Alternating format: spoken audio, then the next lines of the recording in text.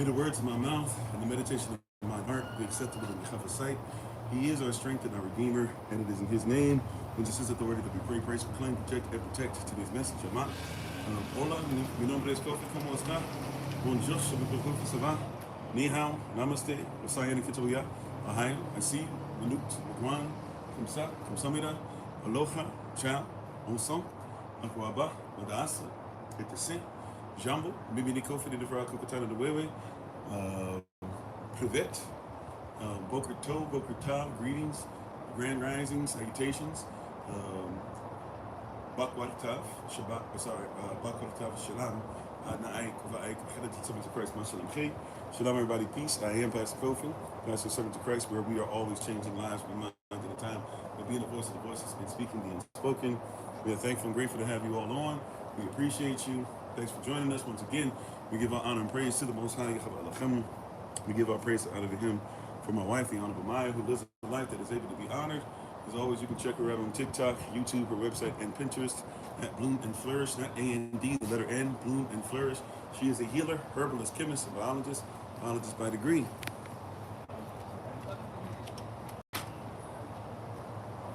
So, but thank you to everybody. We appreciate you. Mic check, 1, 2. Can everybody see us and hear us okay?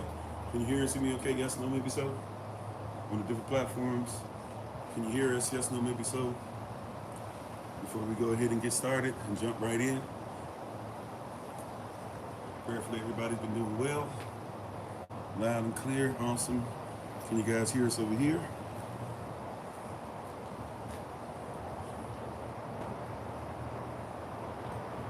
Can everybody hear us? Yes, no, maybe so. Thank you over here. I see you guys. You know, I can't say the platform that try to take us down.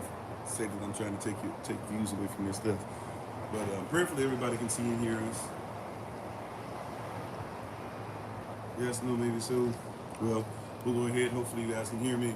How you doing? How's everybody doing? We're going to go ahead and say our Bible pledge, and we're going to jump right in. If you're able to rise to your feet in reverence of Jehovah's word, or however able you are able to reverence the word, thank you for doing so. All right, thank you for that. Appreciate you. How's everybody doing? As we're standing, we'll get ready to say, let's say shalom to everybody. Peace. How you doing, Elder Anais? Sister Danielle. Everybody on all the different platforms, thank you so much. How you doing? Is it Duquesa Chama? I'm not sure if I'm saying that correct. Please forgive me. How you doing, Big Brother Thomas? Brother Yassam? Nick Moon? Julian? Zonas or Zoenis? Not sure. Jimmy? And everybody's coming in. Sister Joy, we appreciate you. Thank you so much. So for today, we will be on right now, obviously for the live session. Later this evening, for Real Talk, we'll be on for the live session. And then just check out Google Calendar invites. We'll be sending those out. Everything should be on track as far as Saturday for tomorrow. Brothers, don't forget, we have our Brothers in Black Zoom meeting, our Brothers in Black event. It'll be recorded on YouTube, but we'll have it on Zoom. Sisters, you're invited as well. Brothers, we're going to ask specifically that you wear black. And but we appreciate you all. So we're going to get into the topic in just a second. Right, but we're continuing in this series that's called Reversing the Curse Means for Visiting the Lie. And so we're coming out of that series still. And again, thank everybody for being on. We'll get ready to our Bible pledge, and we shall jump right in.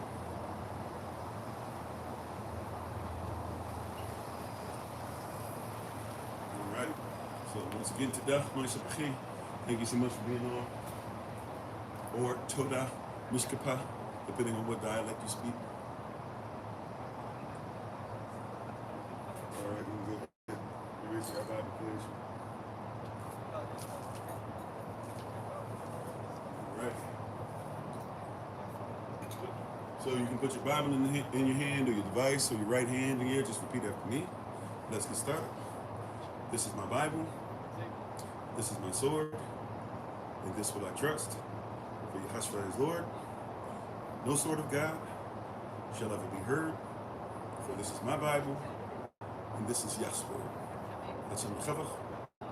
Amen. His name is authority. Let it be done unto us. You may be seated to go back to what you're doing in the presence of the Most High Yah. Once again, thank everybody for being on. We appreciate you. Thank you for your prayers. Thank you for your help. Thank you for your concerns. Thank you for loving each other. Take extra time in these seasons and stuff like that when persons are experiencing loss. If we have a lot of persons who are dealing with sickness and illness and things of that nature, please take time to definitely check on and love your loved ones. Give hugs, all that stuff.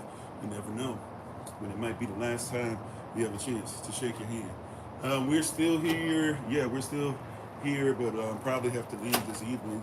And we actually would have been gone a couple days ago, but I was literally looking at the tire. One of them, put something else on there. One of the tires literally had a chunk missing. Now, only crazy, I'm upset about it, but the only reason why I even know about it is because I had an incident where I messed up and hit the curb. So I went out to check and make sure, and the tire had superficial damage. And then I saw that the rims were messed up, but then apparently we were riding around with a chunk missing from the tire that I had no clue about. So praise y'all for that. So we had to wait a little bit to be able to rub some more pennies together, but prayerfully this afternoon we'll have that taken care of, and then yeah, we probably have to bounce and head back up north. But appreciate you guys. Keep us in prayer. So we're here for a little bit longer. I'm not sure. Basically, I think the appointment's at like 1:30, something like that, and so it's just basically changing the tire. After that, we should be out. But once again, thank you everybody for being on. We appreciate you. Thank you for being on with us. So today, once again, as we've been talking about, this series is called Reversing the Curse, means revisiting the lie. Yesterday we focused on the lie of Thanksgiving, right? But today we're focusing on the religion of silence. And how you doing, Libra? If I didn't say so already, please forgive me. Thank y'all for the love. Thank you for being on all the different platforms. We appreciate you. Oh wow, Antarctica now. So I don't know if I've had anybody on before from Antarctica. Maybe once. That's praise y'all. Alrighty. Well, hopefully you enjoy it, or even if it's just dropped in to say hello. If you're in Antarctica, who knows? If you're trapped down right now underneath trying to stay warm, or if you're actually out and about or getting ready to get out and about and do some things. What time is it? If you're still on, whoever just said Antarctica, who is if you're still on, what time is it over there? I wonder. It's interesting. Got somebody from Antarctica. Praise God. All right, how you doing? What's in the woods? Thanks for being part of the community. So you're a researcher? Yeah? Cool. Yeah, the only day I have not had the pleasure of traveling to Antarctica, at least not as of yet. I don't know if I ever really will. But yeah, what time would it be over there? If you don't mind, if you're able to. Yeah. But anyways, we're going to go ahead and get started. Thank you so much. And if you'd like to share the live, make sure persons know we're on, all that great stuff. They've been trying their best to keep us off of that and make sure persons that aren't even aware that it's time for us to start, et cetera, et cetera. So, if you're able to join us, we appreciate you. If you're able to share the message, share the word, and let everybody know. And as we continue to grow as a family, for us, it's not just virtual, it's reality. And we're thankful and grateful for each and every one of you who are on today. I do apologize for those if we were supposed to reach out to you and we didn't for some reason. Still going through some things. The funeral was one thing, but we still got a bunch of other things going on and moving. So prayerfully, if I didn't get to you yet, it's not because I don't want to. So hopefully we'll have, we'll have the opportunity to be able to reach out and make sure that everybody's, the stuff that we're supposed to be getting done is getting done. Thank you for being on once again. Hopefully everything is going well. Much love and respect to each and every one of you. And once again, take time out to show those that you love, to give them some love. It's very important that we do so in times and in seasons such as this. So, but we're thankful and grateful. We appreciate you. So today, once again, in this series called Reversing the Curse, means revisiting the lie. We've been speaking on a whole bunch of different things that we're lied to and told different things. We also do obviously come from a very cultural perspective and things of that nature. But it's like 12-ish. Oh, okay. So 12 noon. Is it like 2400, 12? Like 12 a.m. or 12 noon? But either way, okay, cool. I'll try to look that up and see. That's interesting. I never had anybody on from Antarctica. That's very interesting. But anyway, how you doing, Sister Carla? And how you doing? Is it Gaskill? Not sure. But and how you doing, Wakanda? So today, once again, we are going to specifically talk about the religion of science. I was just going to put science as the topic, right? But we at SOC don't have a problem with science. How you doing, Joseph? And I don't think a lot of persons who believe, as much as they try to make it The thing we try to tell you that if you believe in the Most High or you believe in spirituality, you can't believe in science, which is very much so a straw man, right? Really, it's even gaslighting a bit, but it's definitely a straw man. I'm sorry, what? Science is a process of inquiry based off of, no, well, for some it is, right? And I'm going to get into that if you would allow. I'm going to still ask for our moderators. We're trying to find a new sweet spot as far as what to blot out and stuff like that, but the moderators do run this. That being said, I'm gonna shift because I know I can tell, and I've even been gotten off, if I be honest, I've been gotten off my game a little bit. Probably not as much as some would think, but getting into these things where persons don't even comprehend what I'm speaking on. So if you'd like to actually hear the context, because also besides science, there is a science of apologetics, right? There are laws that go with apologetics as well. So before you kind of kick in and be like, oh, I'm going to tell you that you're wrong, blah, blah. First of all, you don't even recognize the etymology and the meaning of what it's saying, especially through the prism of the person that's speaking, which might be different than the persons who gave you your education.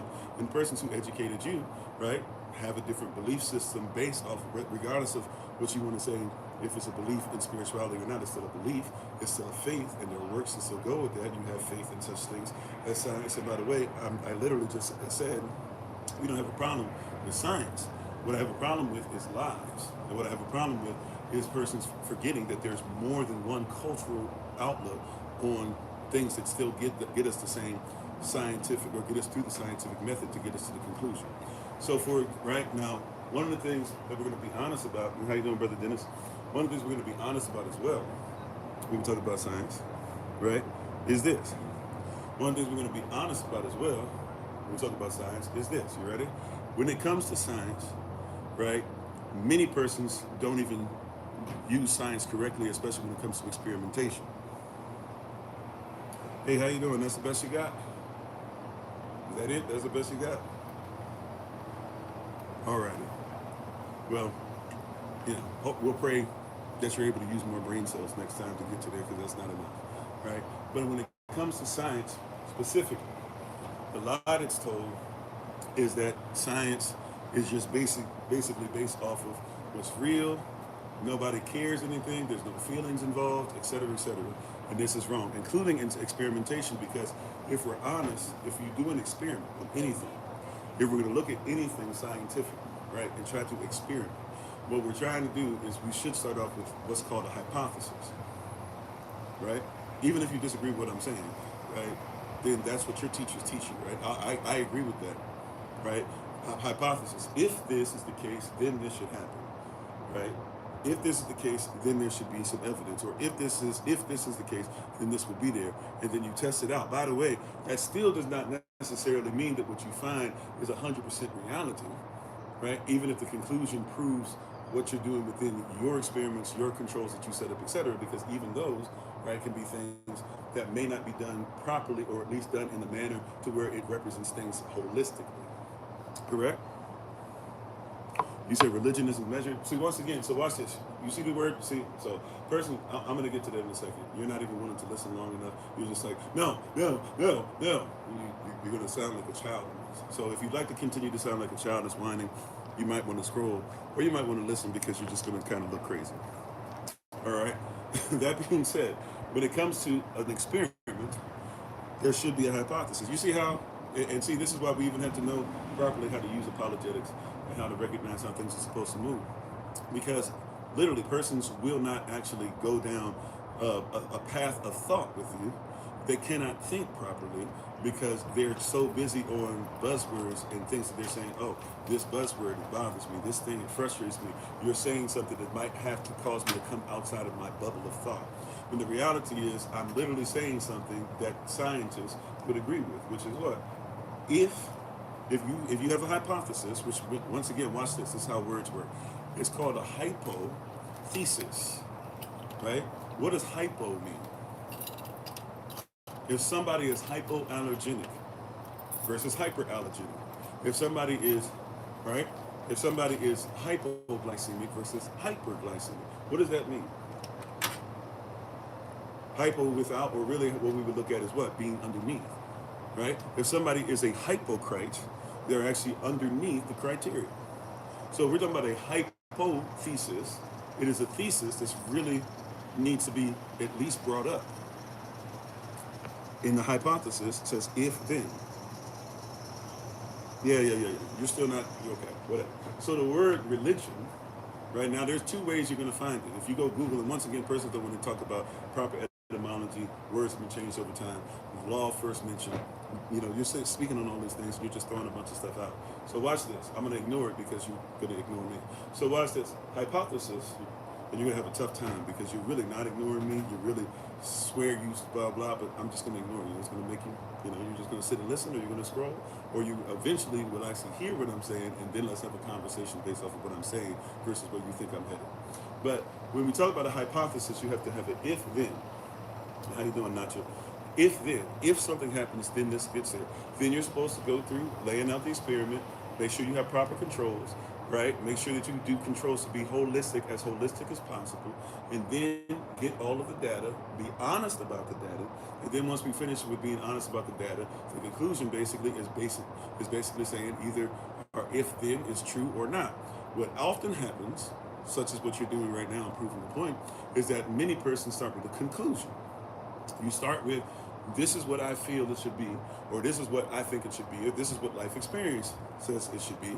And then what you do is you go backwards and you say, okay, here's the stuff that I've gathered, and here's the controls that I'm going to put in place, and here are the reasons why I say these controls should exist, and then I'm going to make a hypothesis. See, based off of what I think, if this is real, or if this isn't real, then this is real, or then this isn't real. You're going in reverse.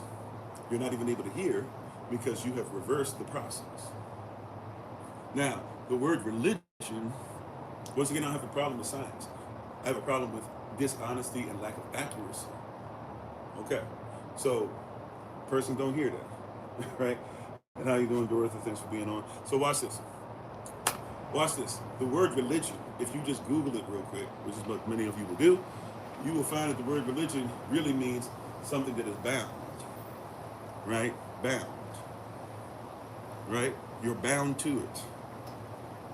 That's actually what religion really means in a nutshell. But if you were to even go a little deeper and we break down the word religion, it actually is a word that, since a lot of you don't know this, vowels are interchangeable, especially in Germanic, English. Even in Latin, the Francais, etc., right? So I and E are interchangeable, which means that religion actually comes from another word you might not know, which is religion.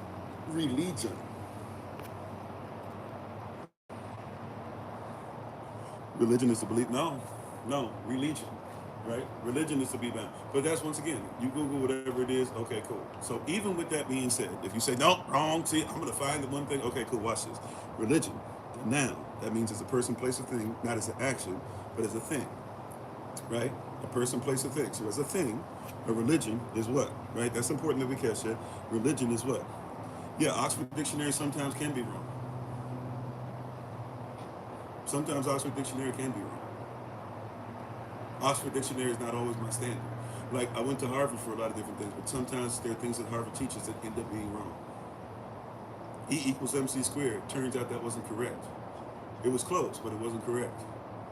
Gravity. Some things in gravity work. The theory of gravity. There are some things, though, that didn't work. That's why the theory of relativity knocked down some of the things with the theory of gravity. The theory of relativity worked until somebody had some things that knocked some things out. The Higgs particle, yeah, there's a lot of things that are correct in that. There's some things that we're not, and just open up the doors to other things. We're talking about theory, but I'm going from a theorem, right? You know the difference between the two, right? A theorem is not a theory. Have the same root, but they're not the same thing. Theories is basically we have A and C. We use something as B, even though we don't really know what's going on with B, but we use a theory to help us to at least explore things and hope that we're doing things right to get us from A to C. But we might come up with another theory or find out that that theory is trash and find out that B is something different or might need to be modified. But a theorem is based off of something that we're saying this is 100% what we're on. Everything that we're doing is within a prism. Right? Right? I know you think that I'm totally, look, I'm not going to act like I'm the greatest scientist to ever live. I am not. However, if you would allow me to, I promise you that I'm a lot better with some of this stuff than what you think. And I'm not just a typical person. I'm not even a Christian, although I do believe in the Bible. I'm not even a Christian. You're coming to somebody with a different perspective that there's a different worldview or a different lens. Like we talked about yesterday with Thanksgiving, right?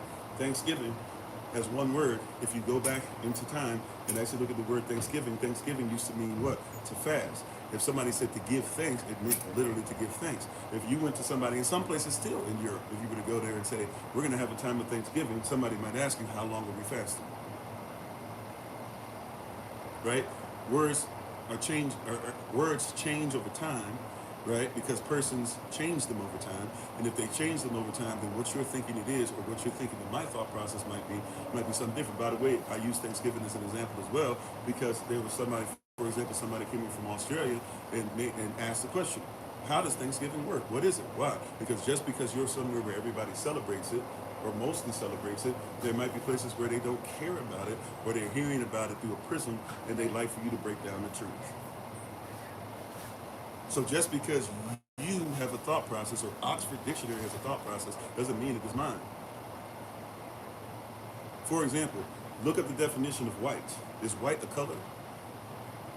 There are places where they tell you that white is a color, but the reality is white is the absence of color. It is clear, it is see-through, right? It is reflective. Matter of fact, if you have white light, Sir Isaac Newton, even though he wasn't the first person to prove this, but he gets credit for it, Sir Isaac Newton himself showed that white light has the colors of the rainbow. Matter of fact, some of you would even go deep enough to say that really that indigo doesn't even exist. That's what some of you believe as well, right? If you actually were looking to it, how many persons know that? They hear white light, they think that white is a color. But if you have white snow, if you look at white snow underneath a microscope, what color is white snow? It is clear. If you look at white polar bear fur under a microscope, what color would you see? Nothing. It's clear. If you look at, and I know somebody say a lot of things get clear depending on how deep you look. No. White snow is clear. White polar bear fur is clear. White blood cells are clear. White is not a color. So there is, by definition, no such thing as a white person. But if you are so messed up by a systemic society that systematically put things in place and told you that white is the best color, well then guess what? You probably think it is.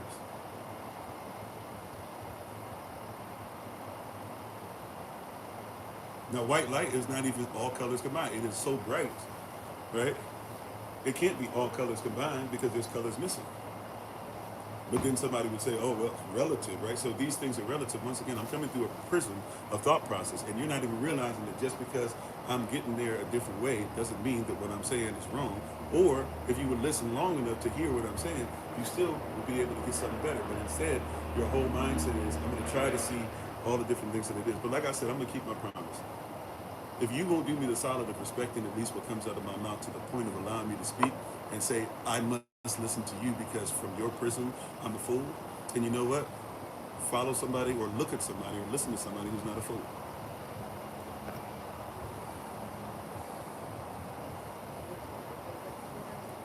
Okay, I said white is clear, see-through, bright. I said it's also reflective.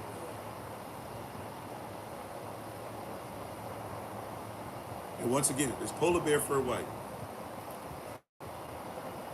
See, the whiter something is, the less color it is, or the clearer it becomes, right? If something starts off as really dark blue, and it gets lighter and lighter and lighter, right? It gets whiter and whiter and whiter.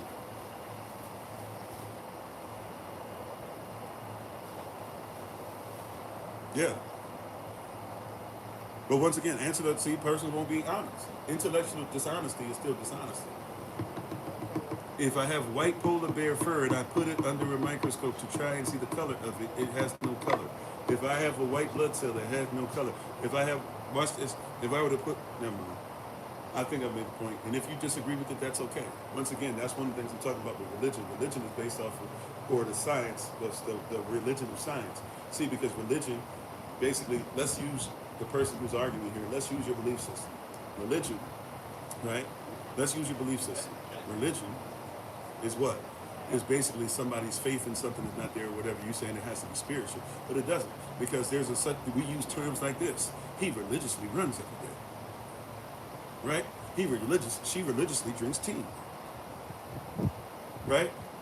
They religiously work out. Is that because when they work out they do this, or is that because they do it often? Uh-oh. Now, before you say white is all the colors combined, then what is black? Before you say white is all the colors combined, then what is black? And I see you, Elder Tamara, right? What is black? Is black the absence of color? You see how they try to change stuff up? We can go to the law of first mention. We know where these terms come from, what they mean, and even what they've been changed into. So you're telling me that because somebody has now changed something or whatever, and you're saying, look, sometimes it's for the better, sometimes it's because they didn't know what they're talking about then, and they still don't know what they're talking about now.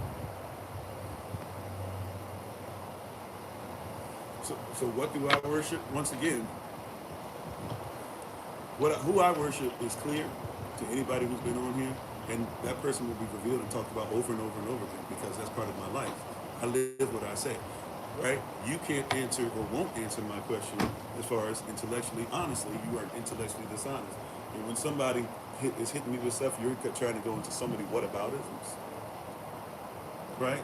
But you won't be steady, and you're proving my point. Right? So the religion of science, because a lot of persons don't want to catch it. So here's, once again, one of the dishonest parts nobody wants to talk about. Many scientists argue with each other, not even because something is right or not. It is because what they have put their belief in might shatter, or it is because, or many, not all, but many of them, right, don't want their beliefs shattered. Many of them make a lot of money off of it. Many have their name attached to it and don't want somebody to talk about it. For example, in the scientific community, right now, there's a huge beef. Just to give you an idea, just to give you a prism of thought, to lay down a foundation for our talk today. There's a huge beef right now on monitor lizards. Not even monitor lizards. Well, monitor lizards as well, but really, what's the one I'm looking for? I'm sorry. Are they on the Galapagos Islands? No. I'm on the wrong island. I've seen them plenty of times in person too. Used to actually study them to a certain degree. Wow, I'm having a moment here. Well, I'll say kimono dragon. Now I'm saying the wrong term again. The Komodo dragons, I'm saying the wrong term. Please forgive me. I'm having a moment here. That being said, and I admit I can have moments, right? Just because I have moments doesn't mean I don't know anything. But, and how you doing, Brother Alex? Komodo. It is Komodo? I don't know why I'm trying to say kimono. Kimono is what you wear, right? Komodo dragons, right? There's a huge debate in the scientific community right now concerning Komodo dragons. What is the debate? Are Komodo dragons venomous or are they not? Just using that as an example. I'm not even trying to tell you who's right, who's not. I'm just trying to show you something, but also show you how a lot of persons argue over something because they're afraid of what it would look like if they were wrong. Right? And how you doing, Sylvie? You said thanks for being on. We're Audrey, thank y'all for the love. Appreciate you. So just to give an example, show you how this works. And how you doing, babe? My wife is on the Honorable Mind. As always, check her out on TikTok, YouTube, website, and Pinterest at Bloom and Flourish. Not A&D, the letter N, Bloom and Flourish. She's a healer, herbalist, chemist, and biologist by degree. Right, so that's what persons that's what persons used to teach us, right? Komodo dragons are not venomous, but they have so much craziness and so much bacteria, ultimately, in their mouths, right, that they basically bite something and the animal dies over time.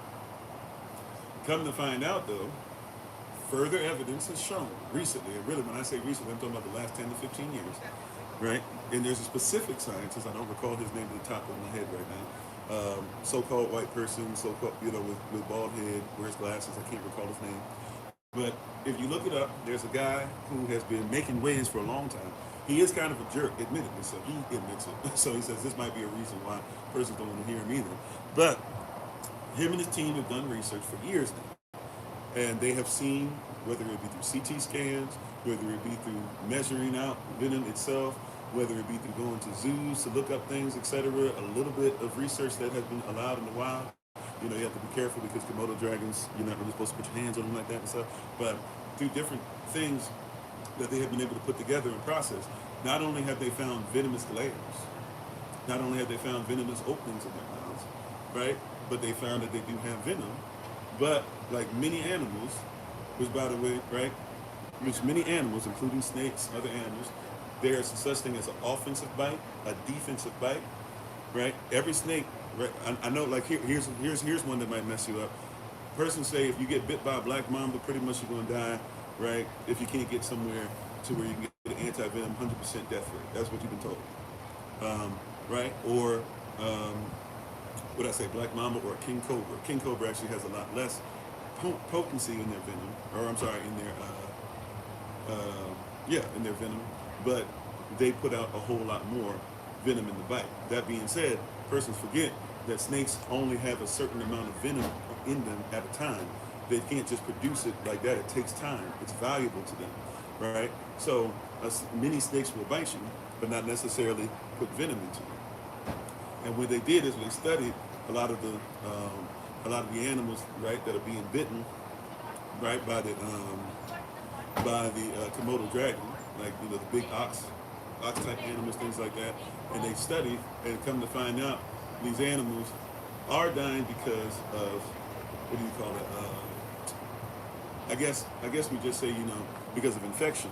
But come to find out the animals they're not native to where the Komodo dragons are. They came from somewhere else, right? And they grew. So where they are originally from, they usually will go into waters. Once they get bitten or they're being hunted by something, then they'll stay there. And even if they give waste in the water or whatever, the waste that they put in the water will ultimately, where they're from, the things that eat the waste are not, get rid of the waste real fast. But when they go into the water where the Komodo dragon is, that water is actually basically sewage. So it's not even the infection from the bite that they're coming to find out. It's not 100% rate right, that it's actually the waste in the water that's causing more. So this has caused persons to be like, no, this and that can't be true, and all these different things or whatever. And they're saying, well, the Komodo dragon doesn't always put venom into the animal, but that doesn't mean that it can't hold venom. Every time a venomous animal bites something doesn't mean that they put venom into it. So this has become a fight, and there's research that still needs to be done, but is not being done. You know why? Because persons who have put all their eggs in a basket and have made all this money and have put all this name on stuff, and families who have made money over and over again for a long time, saying, Komodo dragons must be venomous, right? They put all this money and all this stuff into that. Well, now that there might be something to disprove it, they're blocking it. They're not even letting them go to zoos to do research, and which is a weird thing as far as the ethics, the looks of it. Because why? Because technically the reason why you're keeping these zoos around, one of the big reasons is supposedly so that you can do research on these animals that you have in prison. Right? So I'm not here to tell you which side I'm on or this and that, but I'm here to tell you this is something that happens quite often, to where persons find out evidence to the contrary, right? Just like anything else in life, and there's a lot of stuff that is not actually produced or allowed to be properly experimented upon, right? Because somebody's putting the clamps on. And Shalom, Melissa, how you doing? Right, and how you doing, Brother TJ? So, in all these different things, you're having all these different fights and all this stuff, and persons don't want to actually admit that some of these cats are very religious and zealots when it comes to their scientific thought process. And if somebody comes with something that might be to the contrary, rather than doing what they say you're supposed to do, right? Neil deGrasse Tyson and others would tell you, what did Neil deGrasse Tyson used to say? You're supposed to, when it comes to science, you should know enough to know that you're right, while at the same time know enough to know that you could possibly be wrong. However he said it, it's confusing, but I get what he meant, I guess. And how you doing, Sister Deborah? So, and all these things that are there, we're seeing right now in the scientific community, that's just one of many. Right, that's just one of many. By the way, when Einstein was coming up, right, and everybody now says Einstein was a genius, but when Einstein was coming up, guess what was happening back then? Guess what persons were arguing back then? Oh, well, we can't actually listen to Einstein because Einstein said some things that make what Sir Isaac Newton taught irrelevant. Once again, because Sir Isaac Newton had something called a theory. A theory is not fact. Matter of fact, once again, see, we talk a lot about law here. For those of you who know how law works, in law, guess what? If somebody presents me a fact is not the truth. A fact is a way of thought process. Right? That's what a fact is. A lot of you believe that a fact means it's the truth. A fact is not the truth. A fact is something laid out. So if you are in the prosecution or the defense, the prosecution brings facts. The defense brings facts. And then the judge or the jury or both are supposed to take both sets of facts and look at them and say, okay, this is where we're at. And then they come to a conclusion. A fact doesn't mean that it has to be true. A fact just means that this is somebody's outlook on a situation, and then we have to figure out if, in fact, right, they told us the truth or not.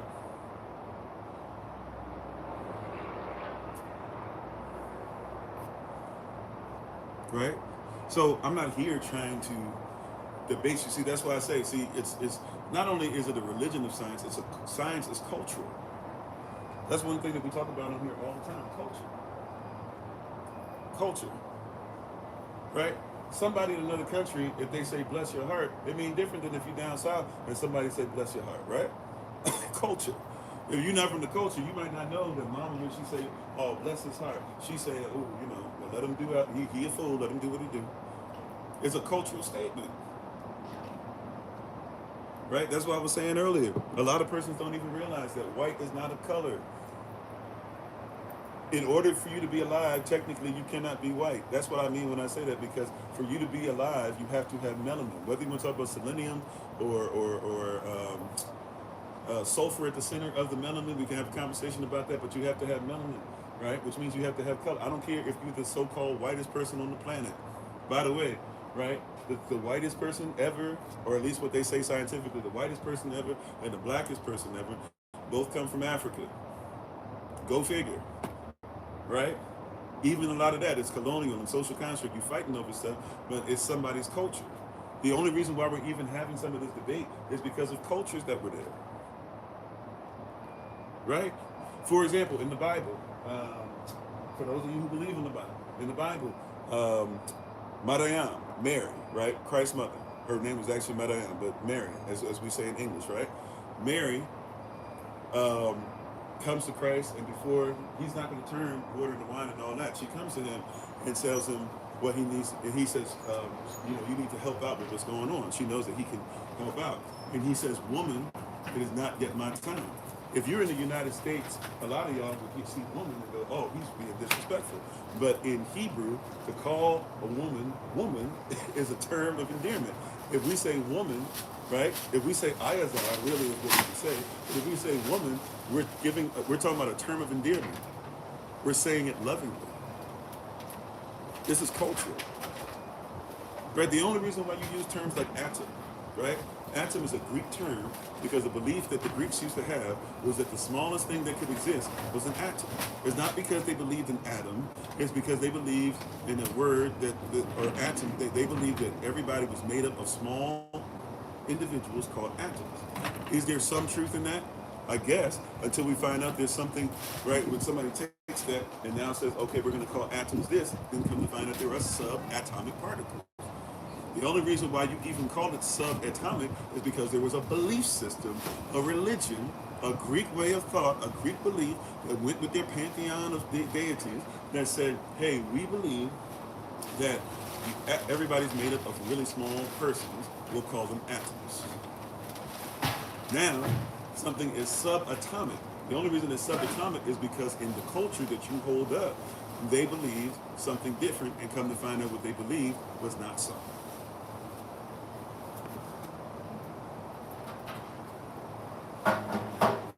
That's what happened.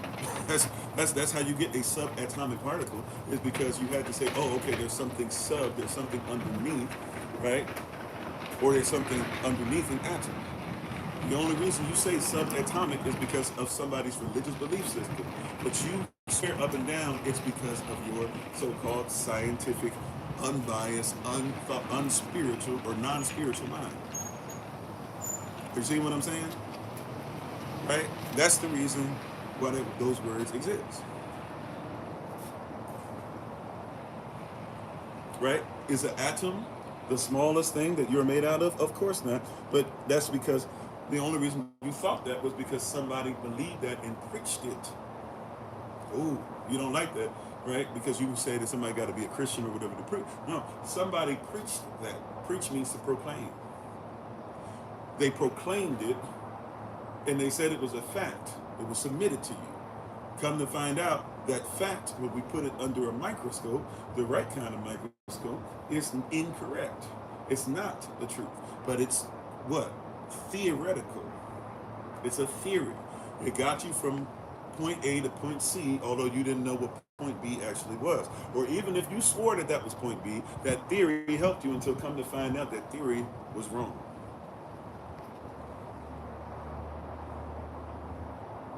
Right? Persons don't catch that. You're arguing, even the persons that are arguing with me now. This is why I'm saying you might want to sit back and hear, right, what it is that we're actually saying.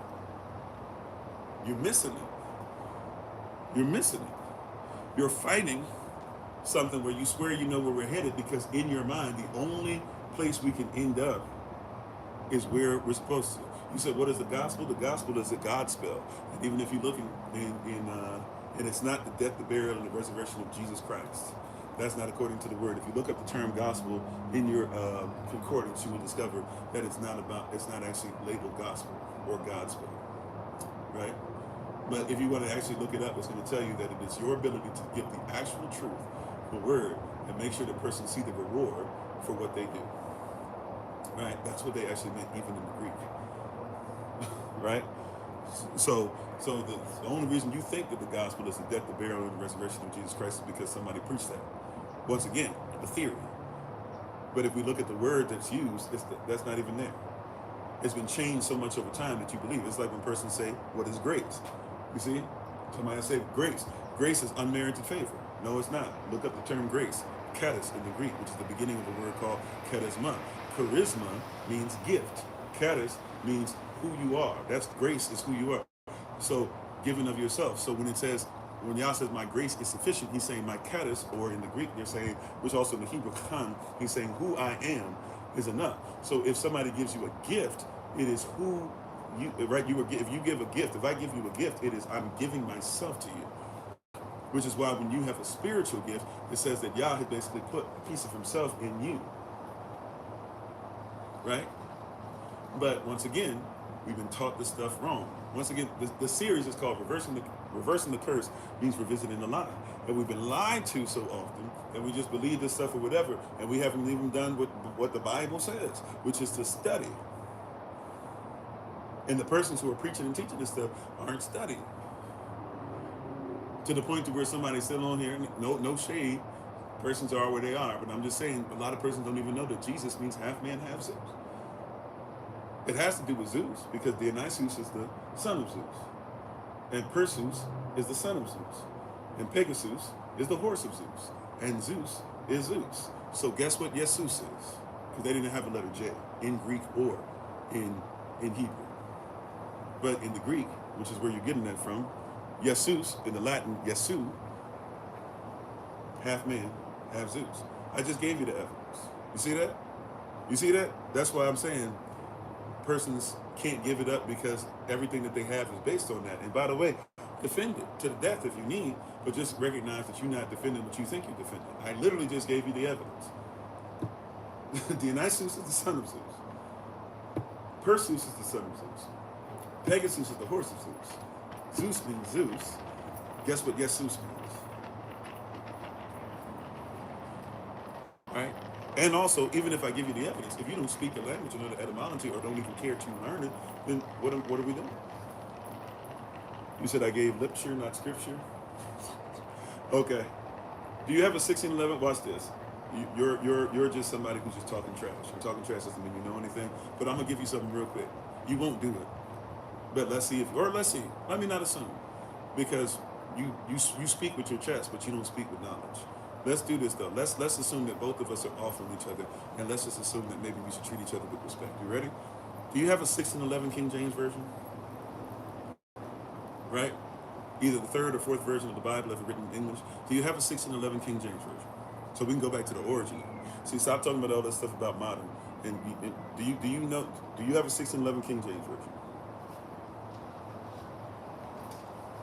You don't? Okay. Well, I'm going to give you, and I'm not trying to be whatever. Seriously, if you're about truth, and by the way, if you still say the name Jesus or whatever, that's where you are in your journey. I have no heaven or hell to put you in, although it seems like you want to put me in one, right? But let's do this. If you were, and I don't have mine is actually upstairs. It's actually falling apart. I need to fix it, but because I actually use mine. And I'm not saying you don't, but I'm just saying, it starts falling apart. So the binding's starting to come off. That being said, no. You can look it up. You're not in charge of me. I'm not in charge of you. So if you choose to, I've already recorded myself doing this, so you can actually look this up if you like, if you choose to. But if you find a 1611 King James Version, or those who have a 1611 King James Version, since this person doesn't, if you can put in the chat, tell me if I'm right or not. Go to Matthew chapter 1 when you get an opportunity. Or you can look it up online real quick. It's not that difficult, right? Look up an original 1611 King James Version. Go to Matthew chapter 1. When it starts saying this person begot that person who begot that person and all that, right? Or Luke chapter 3, right? Which says it in reverse order. But either one. But Matthew chapter 1 specifically right now, if you were to go there, when you start seeing any name in there and any word in there that starts with the letter J in your Bible that you carry today, a modern Bible, see if it has the letter J. Right? I'm going somewhere with this. I promise I'm going somewhere. We're going to get back to the religion of science in a second. But watch this. See, at 30 shekels, no offense. Literally. Like, I got mad love for you. I'm trying to show you something. Even if you consider us to be enemies, our Bible says that we should love our enemies. So if we put down our pitchforks just for a second. Thank you, babe. My wife, so if you see on here Blooming Flowers, that's my wife. She's up in the room, all right? She can look at it for us, all right? But I would offer you an opportunity to just look online. Anybody who can, right? Anybody who can, if you go to Matthew chapter 1 in your 1611 King James Version, you will discover that there is no letter J. I believe there's a name in there, Jonas. You will discover that it is I-O-N-A-S, Jonas, because there is no letter J, right? When you get to so-called Jesus, you will find that it is I-E-S-U-S. Now, here's something that I want to show you. You said it's a story change. No, don't do that. You just argue over whether you see what I'm saying? Let's be truthful here. I'm trying to give you respect, even though you've been very disrespectful, and maybe you feel the same about me. So I'm saying, let's lay that aside. Let us forgive our debts. We forgive our debtors and forgive trespasses against us. All right, so that we don't have to worry about that with the Most High, because that story hasn't changed either. So stay on track with me. Let's be honest. Let's not do some weird stuff. What you were bringing against me was saying what? That I just gave, what did you say? Lip service or lipture, not scripture? No. See, that's what I'm saying. Okay. So since you're going to be intellectually dishonest, I'll go ahead and talk to those who actually, for real, want to learn. Because you just said I gave lipture, not scripture. Here I am showing you scripture, and you won't research it because all you got is lipture, not scripture. Right? Right? You are intellectually dishonest, or you just straight up dishonest. So once again, you see how persons prove this? A lot of persons are afraid that something that they've been doing for a while, they're afraid to look at it and say, hey, is this really correct? Like if I say I believe in something and somebody presents something different, if it's really true, then I should have no problem saying, okay, hey, let's go ahead and look at it. But if you're so messed up in your mind where you can't hear somebody give you a truth, not even a truth, the truth, because there ain't no such thing as, king, live your truth. There's only one truth. Hey, queen, go ahead, live your truth. No, there's one truth. There's one faith, one Lord, one baptism. That's what y'all say, right? There's one truth. So if we simply go back to a 1611 King James Version, right, closer to the original English of what you speak, and if we look at the origin of the word, they don't even use the letter J, right? Now, this is important to catch, because then there's something else that, once again, this person doesn't care about researching and doesn't care about truth. They'd rather live in a fable, just like many of you live in the United States Corporation and refuse to look at the United States Code that tells you 28 U.S.C. 3002 15 subsection A, that you don't live in a country, you live in a corporation. And that if you have a birth certificate, your birth certificate is a corporate entity, meaning that the so-called country you live in and you, on paper, are both considered to be artificial entities. He prefers to live in an artificial entity, a fake reality, or to be an artificial entity and live in an artificial reality, right? Okay, so persons like that, they're just going to stay where they are because they're so worried about the fact that they could actually be wrong that they won't simply just go through the process of, if somebody says that's that, I should be able to check it out for myself. So if I look in the 1611 King James Version and I see clearly that there was no letter J, right? No J, right? in a book or in sign language or in speech, right? No J. If I know that to be the truth, then his name wasn't even Jesus in English. Uh-oh. Wait a minute, hold up. Hold up a second, right? If I just crack over the Bible, 1611 King James Version, and I look at that joker, and I don't see a letter J, then it means that in 1611, they didn't even know him as Jesus. I'm talking about Christians. I'm not a Christian. I'm talking about Christians. Christians did not believe in Jesus because that was not his name. Once again, if that's where you're on your journey, I'm talking about somebody who can't hear. See, I'm trying to tell you how a lot of y'all are so caught up in stuff that you can't do research. If Christians in 1611, which also means that there's a Bible before that in 1590, and there's a Bible before that in 1560, if Christians did not believe that his name was Jesus, because they themselves, even though the letter J, like I've said, we kind of go overboard, we use it as a teaching tool, technically the letter J existed, especially in French, right? In the Gallic languages. But as far as like writing and writing in Latin, Greek, and the Greeks who took the Septuagint and stuff, they took that from the Hebrew. And in Hebrew, in Greek, and in Latin, there is no just sound. Matter of fact, in the Latin language, right, there are certain places to where, because there's so much mixing of culture, you'll find something rare, to where you'll have something like amarillo, which means yellow in Spanish, that double L, ella, right, is supposed to be pronounced ya. But if you go to like Puerto Rico, and do Puerto Ricano, somebody might say ja. Or, for example, there's a young sister as part of SOC. Her name is Aralea. But depending on what type of Spanish you speak, you might actually say Araleja. Right? But in Latin languages, it's very rare you're going to find somebody say ya, or say me llamo es Kofi, my name is Kofi. In a couple places they might say me llamo, but that's not because that's original. That's because it's been changed and mixed and matched. So if you go back to the original Latin, the original even English, and the original Greek, and the original Hebrew, and there is no just sound, it means that his name was never Jesus. At least by pronunciation. Well, transliteration, yeah, we're talking transliteration. We have to be careful with that word because that word can be something different culturally as well. But transliteration, sure. But once again, even when you talk about transliteration, the letter J was never in somebody's language, which means that when somebody's transliterating it, they're saying like, okay, my name is Kofi, right? How you doing, Temple of Blood and Honey? How you doing? My name is Kofi. All right? My name is Kofi. Okay? It is. Guess what? My name is in English. My name is Kofi. Guess what? My name is in Canada. Right? My name is Kofi. Guess what my name is in Argentina? My name is Kofi.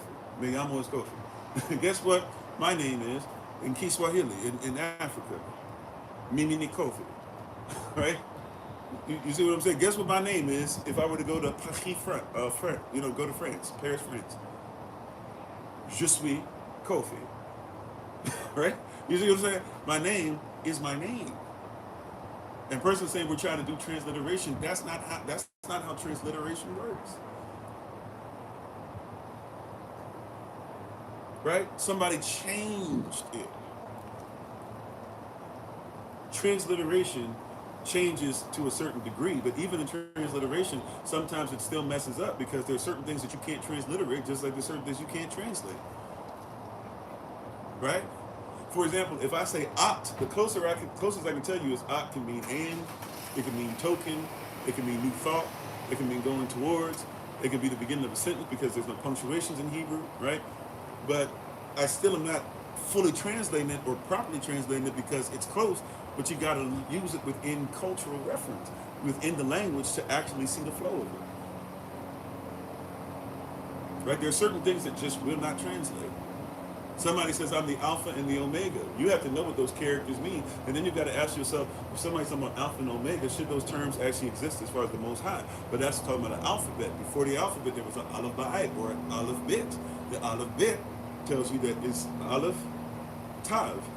Aleph means Father, one, source, right? It literally means the number one, source, Father, ox, strength, creator, cultivation, all these things. Then Tav is the last character out of 22 characters. Tav means perfect, finished, complete, marked. So if somebody says he's the Alpha and the Omega in the Greek, they're just somebody was just doing the best they could, or maybe even being somewhat lazy and saying, okay, Alpha is the first character that we use, and Omega is the last character that we use. It's like somebody saying he's the A to Z. What does the letter A mean? How do you don't even know? A has a meaning. What does the letter Z mean? How do you don't even know? Z has a meaning. In Hebrew, Aleph, the first character, means what I just said, and Tav means what I just said. And if you actually know your Bible, go to Psalm 119. Psalm 119, Aleph is the first word. It's actually the first character. You read verses 1 through 8. If you know what Aleph means, you can read it correctly. If you go to Tav and you read verses, what would that be, verses 169 through 176, you'll discover, right, if you know what Tav means, then you can actually know what it means. You're supposed to know the culture of it. You're not supposed to just read it randomly. You have to know that Aleph means the father to read verses 1 through 8 of Psalm 119. You have to know that Bet means the son who comes out the right family to read verses 9 through 16. You have to know that Gemal means a camel or humility to be able to understand what verses 17 through 24 are saying. You have to know Dalet means the door or the entryway, right? Or even a place to enter into rest before you can properly be able to translate, you know, as far as meaning it is, get the meaning of verses 25 through 32. You have to know what that Chig is talking about, Holy Spirit or rest or praise, to be able to get to a place to where you can actually start to say, oh, okay, I can decipher what 33 through 40 means in Psalm 119. A lot of persons are not aware of that. You see what I'm saying? And how you doing, Tracy? And I'm not sure if that's what you mean or not, or maybe you're talking to somebody else, but welcome on, and how you doing, Veronica? So a lot of persons don't catch that. So what I'm saying is, now, once again, wherever you are on your journey, and I want to make this very clear, this is why I've asked the moderators for us to chill a little bit, even though we're telling you the truth of it, right?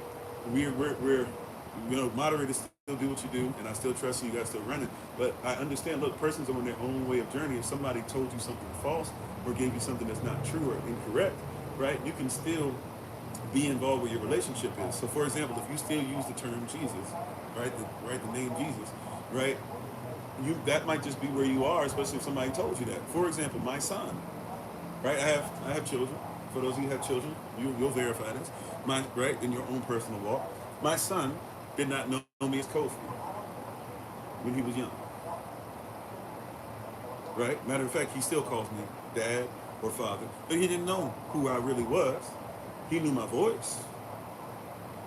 He recognized me, especially like the hospital visit was crazy. Right, when he was born, but everybody was doing all this stuff and trying to stretch my problem and stuff. Dad came over, and when Dad came over, not only did they chill out some because I started telling them to chill, but also he chilled out some because he knows who I am. Even from the womb, he knew me, right? Before he was born, we had a relationship already, right? So that being said, right, he might not have been able to cry out. And he might not have been able, if somebody were to say, hey, Kofi, he might not have known who Kofi was by name. But it doesn't mean we didn't have a relationship. And just because he might have said, right, instead of dad, right? He might not have said dad. He might not have said dad. He might not have said father.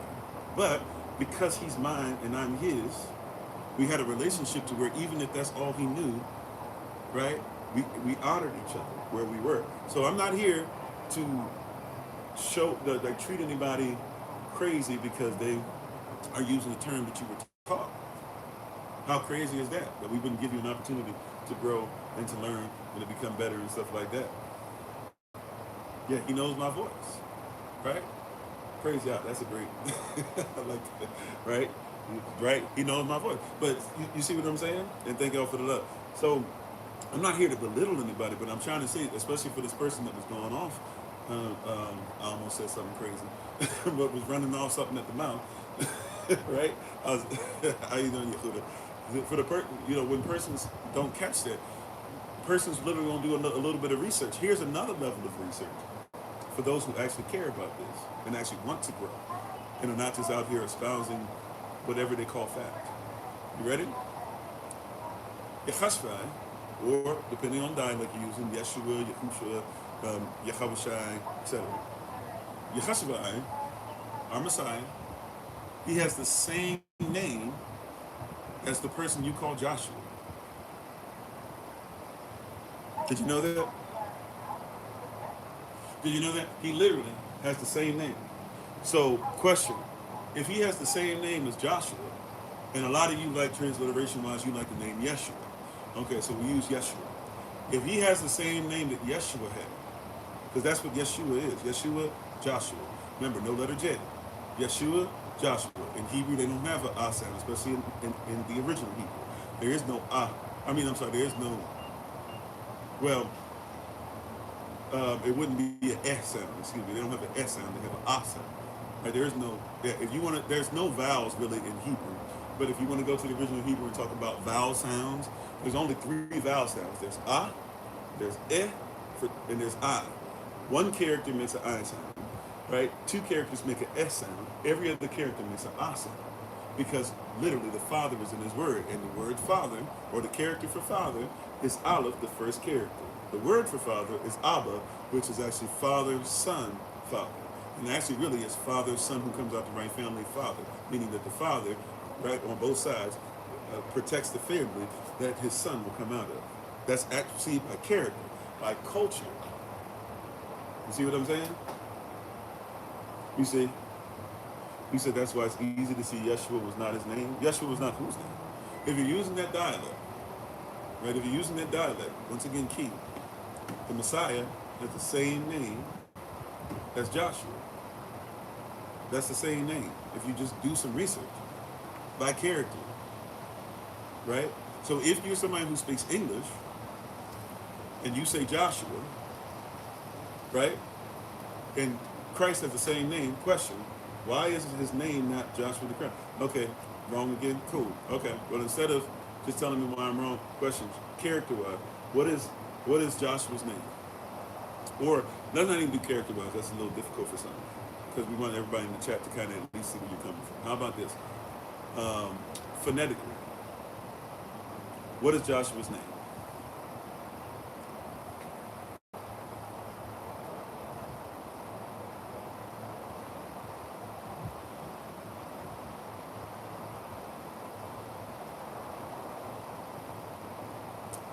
Phonetically, what is Joshua's name? Because it can't be Joshua, because remember, they don't have a just sound.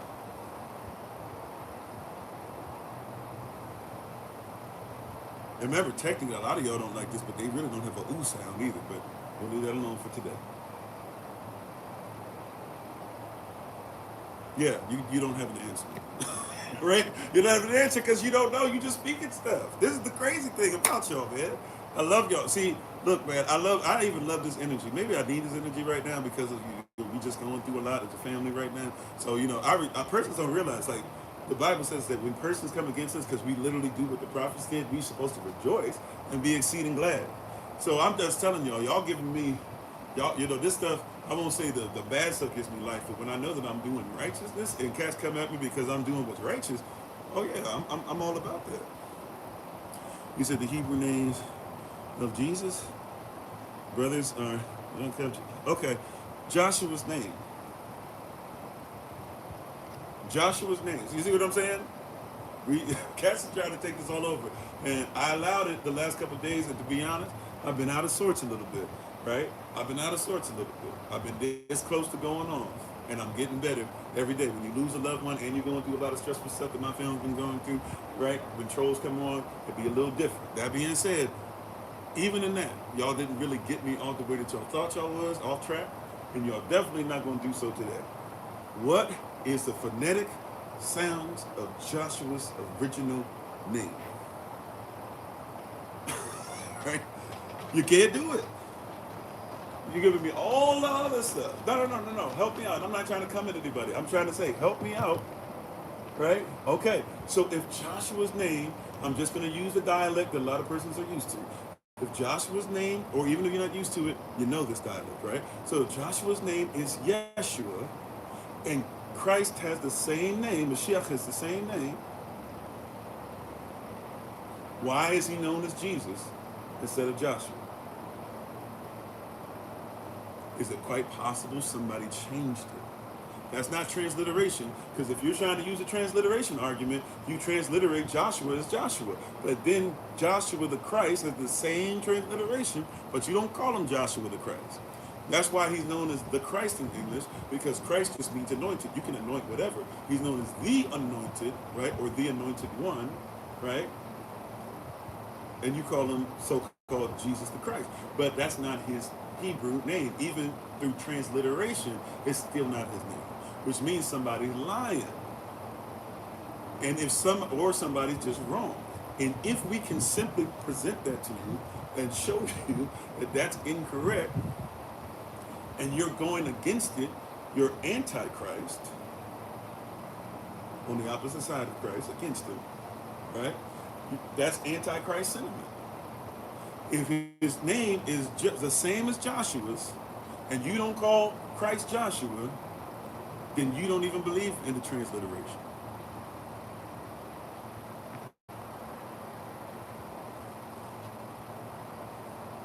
Yeah, we're with you on that. The Anglo-Saxons changed. Yeah, we said that, right? And by the way, if you're talking about the Anglo-Saxons, you have to actually think about the French in that as well, right? Normandy, the Normans, Plantagenets, Tudors, all them coming over time, right? They actually used the letter J, right? They were the Gauls who actually were using more than the letter J than anybody else, right? So it existed before, but it wasn't something that anybody was using. It definitely wasn't something that was being written out because they were writing the Bible in Latin and in Greek. That's what we've been talking about, right? So when you're saying this stuff, you're not only being intellectually dishonest, some of y'all just outright lying, or you don't want to be honest about the fact that you're afraid of this stuff because you think it's going to break your foundation, and it would. It means you would have to look at this different. We know they changed the name. We have evidence. They changed the name. I'm not even going all the way into the Hebrew. I'm talking about what you guys believe in English. Somebody lying. And if somebody's lying, if somebody's changed it, that's not transliteration. That's somebody legit just changing it. And now go back to the original point. Yesus, I-E-S-U-S, means half man, half Zeus. So Jesus, right? Jesus, Yesus, Jesus, that's what it's talking about, Zeus. It's a dialect. And Zeus, S-U-S, means Zeus. So Jesus, or Yesus, is half man, half Zeus. Zeus means Zeus. Some of you believe it means praise Zeus. Half man, half Zeus, or praise Zeus. I-E-S-U-S. S-U-S means Zeus. Perseus is the son of Zeus. Pegasus is the horse of Zeus. Dionysus is the son of Zeus. Period. You said it's a heaven or hell issue? Lying. It's a lying issue. It's an issue of if we know the truth, we should correct. I have no heaven or hell to put anybody in. Romans chapter 10, verses 6 and 7. But if we should tell the truth, we should tell the truth.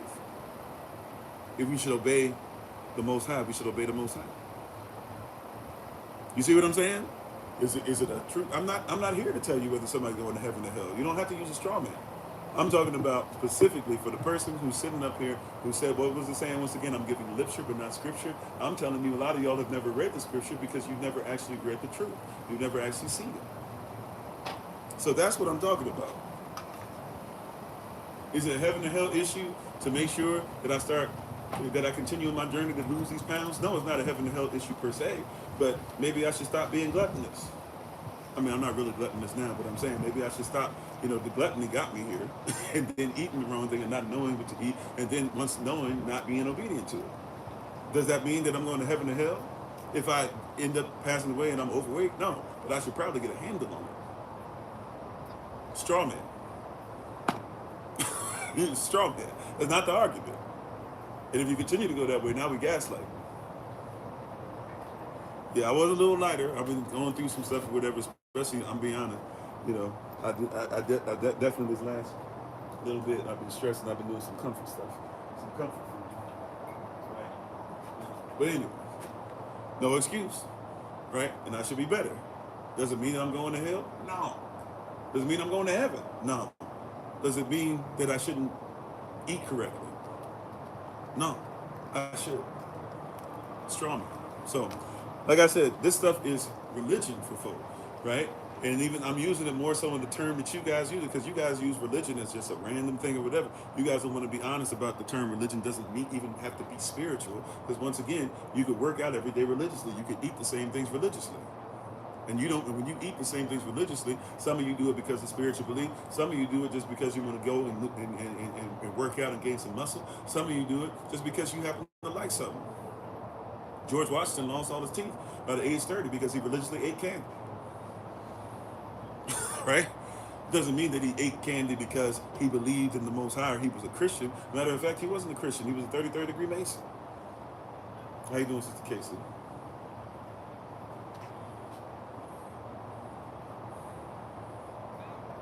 Okay. Whatever. You see what I'm saying? So in all the different things that persons are going through, we're having a conversation where persons don't want to be talking about this stuff, where you guys do things religiously, including just automatically believe whatever somebody says scientifically. That's why a lot of you guys use IQ tests still. Do high schools use IQ tests religiously? Do colleges use IQ tests religiously?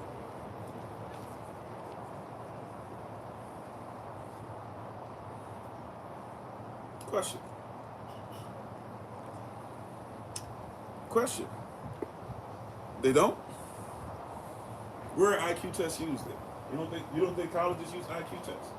See, watch this. I'm gonna help you out. I know we don't like to call it this. An SAT is an IQ test.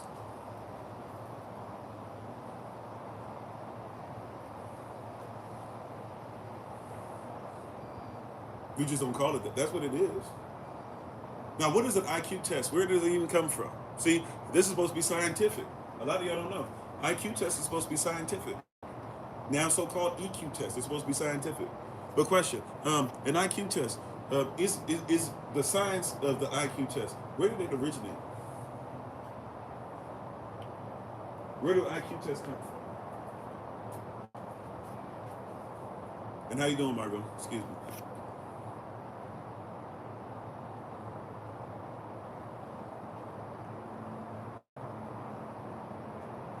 Where's an IQ test come from? Thank you, babe. I appreciate it. And I love you, and you are very beautiful, right?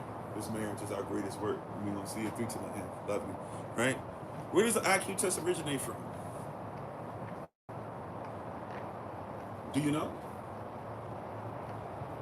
See, persons would just say stuff. Now, back to the religion of science. Where does an IQ test come from? You ready? IQ tests, right, basically come from a thought process that's kind of sort of white man burdenish, but we can't exactly say it.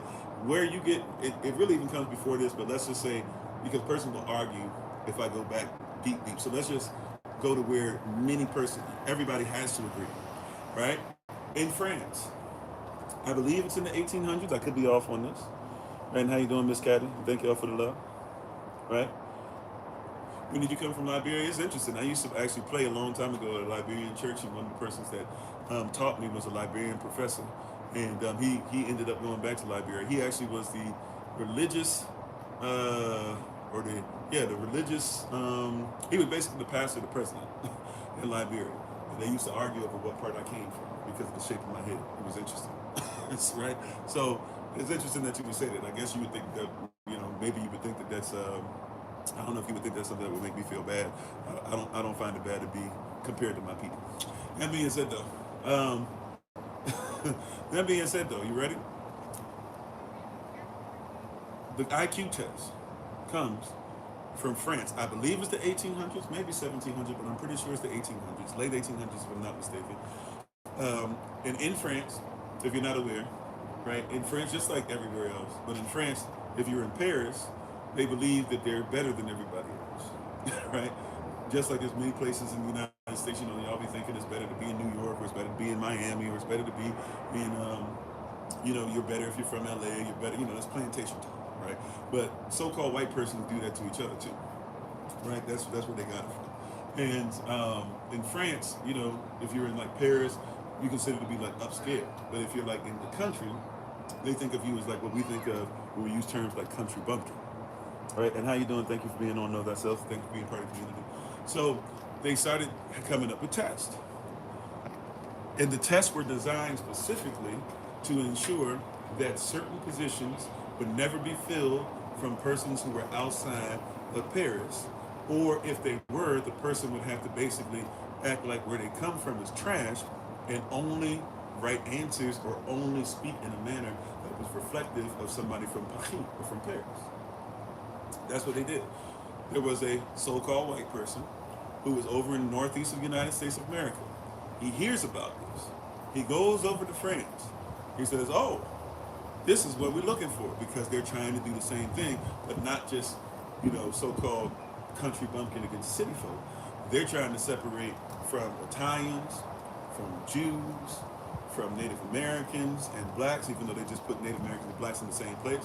They're kind of sort of coming out of it, but they're still trying to separate from Irish persons, right? And they're trying to separate from Spanish, they're trying to separate from Asians. They want to make sure that they just only keep the stuff for so-called white persons, at least who they consider to be white at the time. So he brings back the test, changes it, sends it out everywhere, and tells persons, hey, you need to ensure that you teach everybody this. You need to make sure that this is now the new standard. That's what he does. Right? That's what he does. He goes and he takes it and he tells everybody, this is going to be our new standard. This is our new testing. This is how everything works. And I'm going to have to repeat it again. We lost TikTok for a second. That was actually my fault, but I wasn't paying attention. So we lost them. They'll come back in a second. Right. But that's actually what happened. That's how the IQ test came to be. I'm going to have to repeat that once again in just a second. I apologize. But that's what happened with the IQ test. So, and all those things that are going on, right, that's actually what happened with the IQ test. That's in actuality what happened. I'm going to repeat it one time once we get them back on. Hold on 1 second. Okay. All right, come on. Uh-oh, what's going on? There we go. All right, give it a second. They're coming on. All right, sorry about that. Yeah, I know it froze. It's my fault, actually. Okay, so to kind of get y'all back to where we were, right? So when you're talking about IQ tests, the guy went over from the United States of America. He goes over to France. He finds out what they do, and he brings it back. He changes the test up. He then sends it to all these different cities all over the United States and tells everybody, hey, we need to make sure that we put this in place so that so-called white persons up top should be able to keep this stuff, and everybody else should be able to go to the side. That's what they actually did. That's the IQ test. That's the purpose of it. Somebody would tell you scientifically it's there to ensure that children, right, are being tested correctly and all that. But watch this. The IQ test is designed not just so that somebody can say, I can use a paper clip like this and somebody else. No, the IQ test is designed to say that if somebody does not speak what they consider to be proper English, that they're considered to be dumb, or at least not as high IQ. Or if they ask the question, how would you, like for example, somebody might say, how would you make sure that life is better for your community? Somebody might say, oh, well, you know, I would go through and I would make sure that I put tennis courts out there, do all this, and they would get a high score. Somebody else from another place might say, well, I would make sure I go into my communities and I would make sure that we begin to put more education out, and I would make sure the person learn about themselves, and I would make sure the person learn about languages outside of English, and they wouldn't score as high. Because that's not the intellect. Remember, even intelligence just means information. Intelligence doesn't make one smart. He's doing Thanksgiving. Right? Intelligence is information, ultimately. It doesn't mean you're smart. Right? Anybody watch a child scroll through their phone all day? They get a lot of information, correct? Would you say that that means that what your child is getting is automatically helping them to become so-called smart?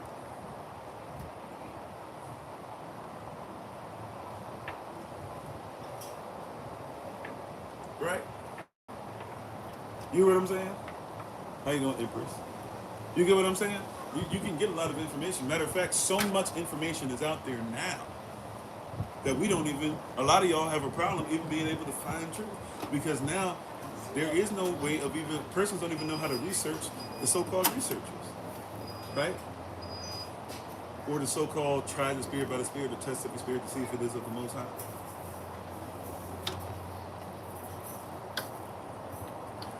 Right? So we have an issue.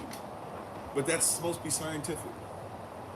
It's supposed to be scientific. Science says that so-called black women don't feel pain. It's considered to be scientific.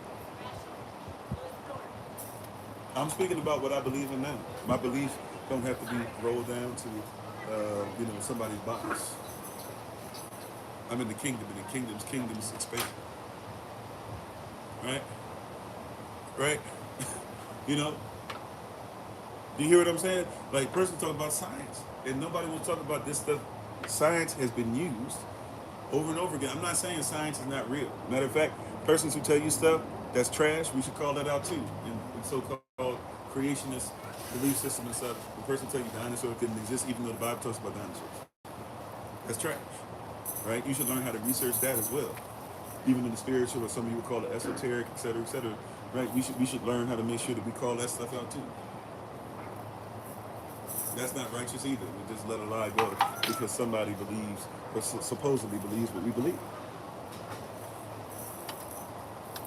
Now, I apologize, y'all. We have an issue with these chargers. I think I left my...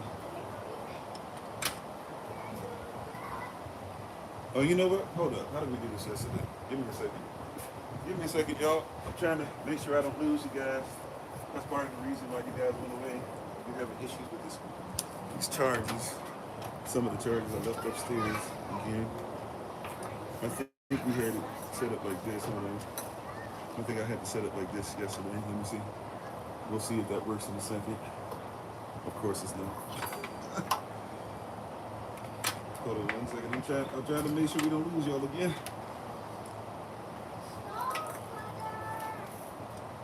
Can everybody see and hear me all right? Oh, wow. Okay, there we go. All right, we'll see what happens. Prayerfully we get some juice going in a second. Okay. Prayerfully we get this. It's teetering, boy. it's just staying. Now it's staying at 14%. It won't go any higher than that. So I'm trying here. All right. Facebook. Hopefully we don't lose you guys. Oh, I'm not supposed to say that. Well, hopefully we don't lose you guys. I'm trying my best to use what little juice I have to go back and forth to keep it alive. And I got to keep it alive for this too. So I don't know. I might have to, if it goes bad, I might have to run upstairs real quick. But pray for us. We got to make it through a little bit more. So anyways, right? And welcome back. So we gotta have some conversation about these lies. See, because once again, even for those who believe in evolution, why is it that nobody's taught us and told us that evolution is not just a lie, right? We can talk about that. There's 6 types of evolution, by the way, so even when a person's fighting on evolution, they don't want to talk about the different types of evolution. That being said, and how you doing, Owls? Why isn't it nobody tells us that evolution is steeped in racism? Some of you know this, but some of you don't. I've said this quite a few times, so I'm going to see if somebody can write it out in the chat. Let's see, right? No cheating. No cheating. Just kidding. If you need to look it up, right? What is the name of the book written by Charles Darwin in 1859 that picked up steam to help with the doctrine of discovery, white man's burden, and manifest destiny, all that? It's scientific. This is a science book. This is a science book, right? So question, right? The religion of science. Persons don't like to become the religion of science. It is what it is. You don't have to deal with it today, right? You don't have to take the lumps in it. This is what you uphold. What is the name of the book written by Charles Darwin in 1859 that everybody loves to put in your face to tell you why it is that, even though a lot of you now are trying to say, well, Darwin actually might have been wrong about this and that, but y'all don't talk about what he actually wrote the book and what it was based off of as far as racism. Somebody got it. What was it? Origin of Species. That's basically it. That's basically it. That's basically it. That's really close. You basically got it. But I'm just testing to see. Let's see if some others. Let's give everybody a chance. All right, the origin of species. So that's what we were taught in school is the name of it, even though that's not even half of the name, right? Or let's say, to be nice, that's the first half of the name. What is the actual name of Charles Darwin's book written in 1859 that everybody has been taught is a truth? And it's actually about racism because you don't know the title. Once I tell you the title, there's no way you can deny it. You can look it up for yourself. When I say it, let's give about another 30 seconds. Right? Waiting too long in silence on the podcast don't really work. Right? So I can't let it go too long. But let's give about 30 more seconds. What is the name of the book that Charles Darwin wrote in 1859 that became famous?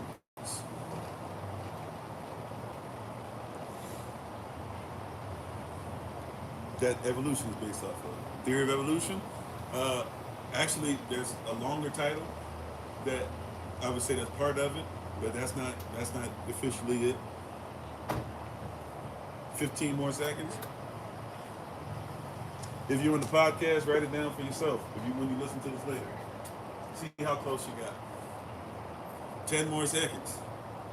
9. Okay, survival's in there. Yep, survival. We're getting close. See, that's why, and by the way, I'm not trying to say anything bad about anybody, but see, this is why we repeat the stuff, because we've been taught so much craziness and we have so much stuff being thrown in our mind, and so even if we've heard this several times now, we weren't necessarily raised on the truth, right? The time is basically up, but I'll go 5, 4, 3, 2, 1. Okay. All right. You ready?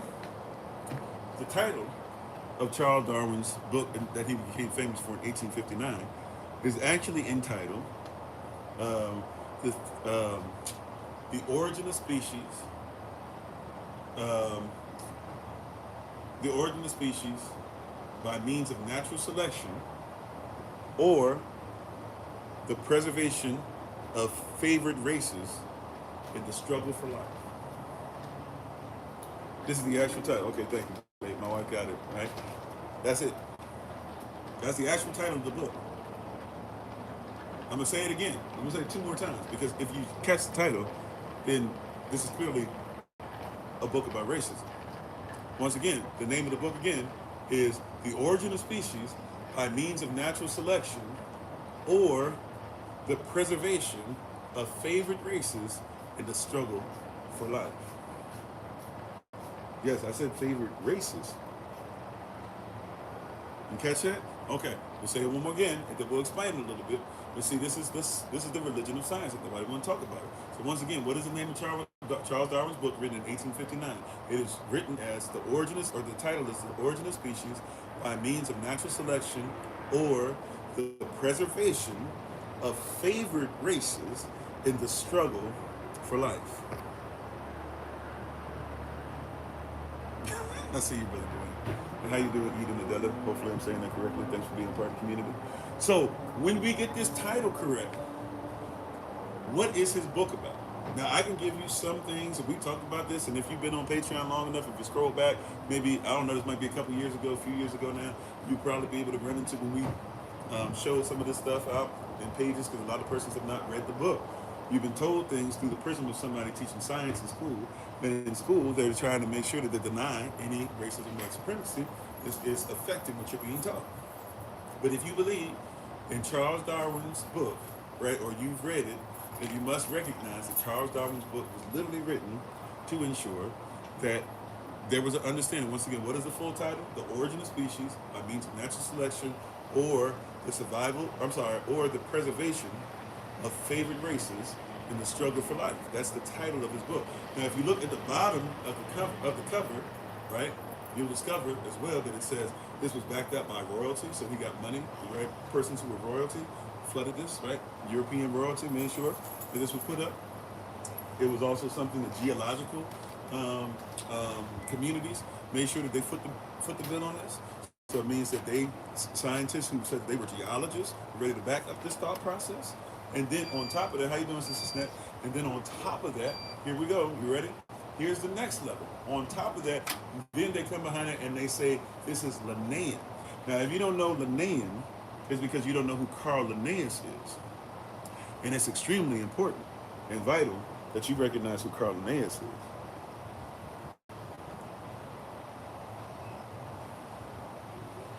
It's extremely important and vital that you know who Carl Linnaeus is. Why?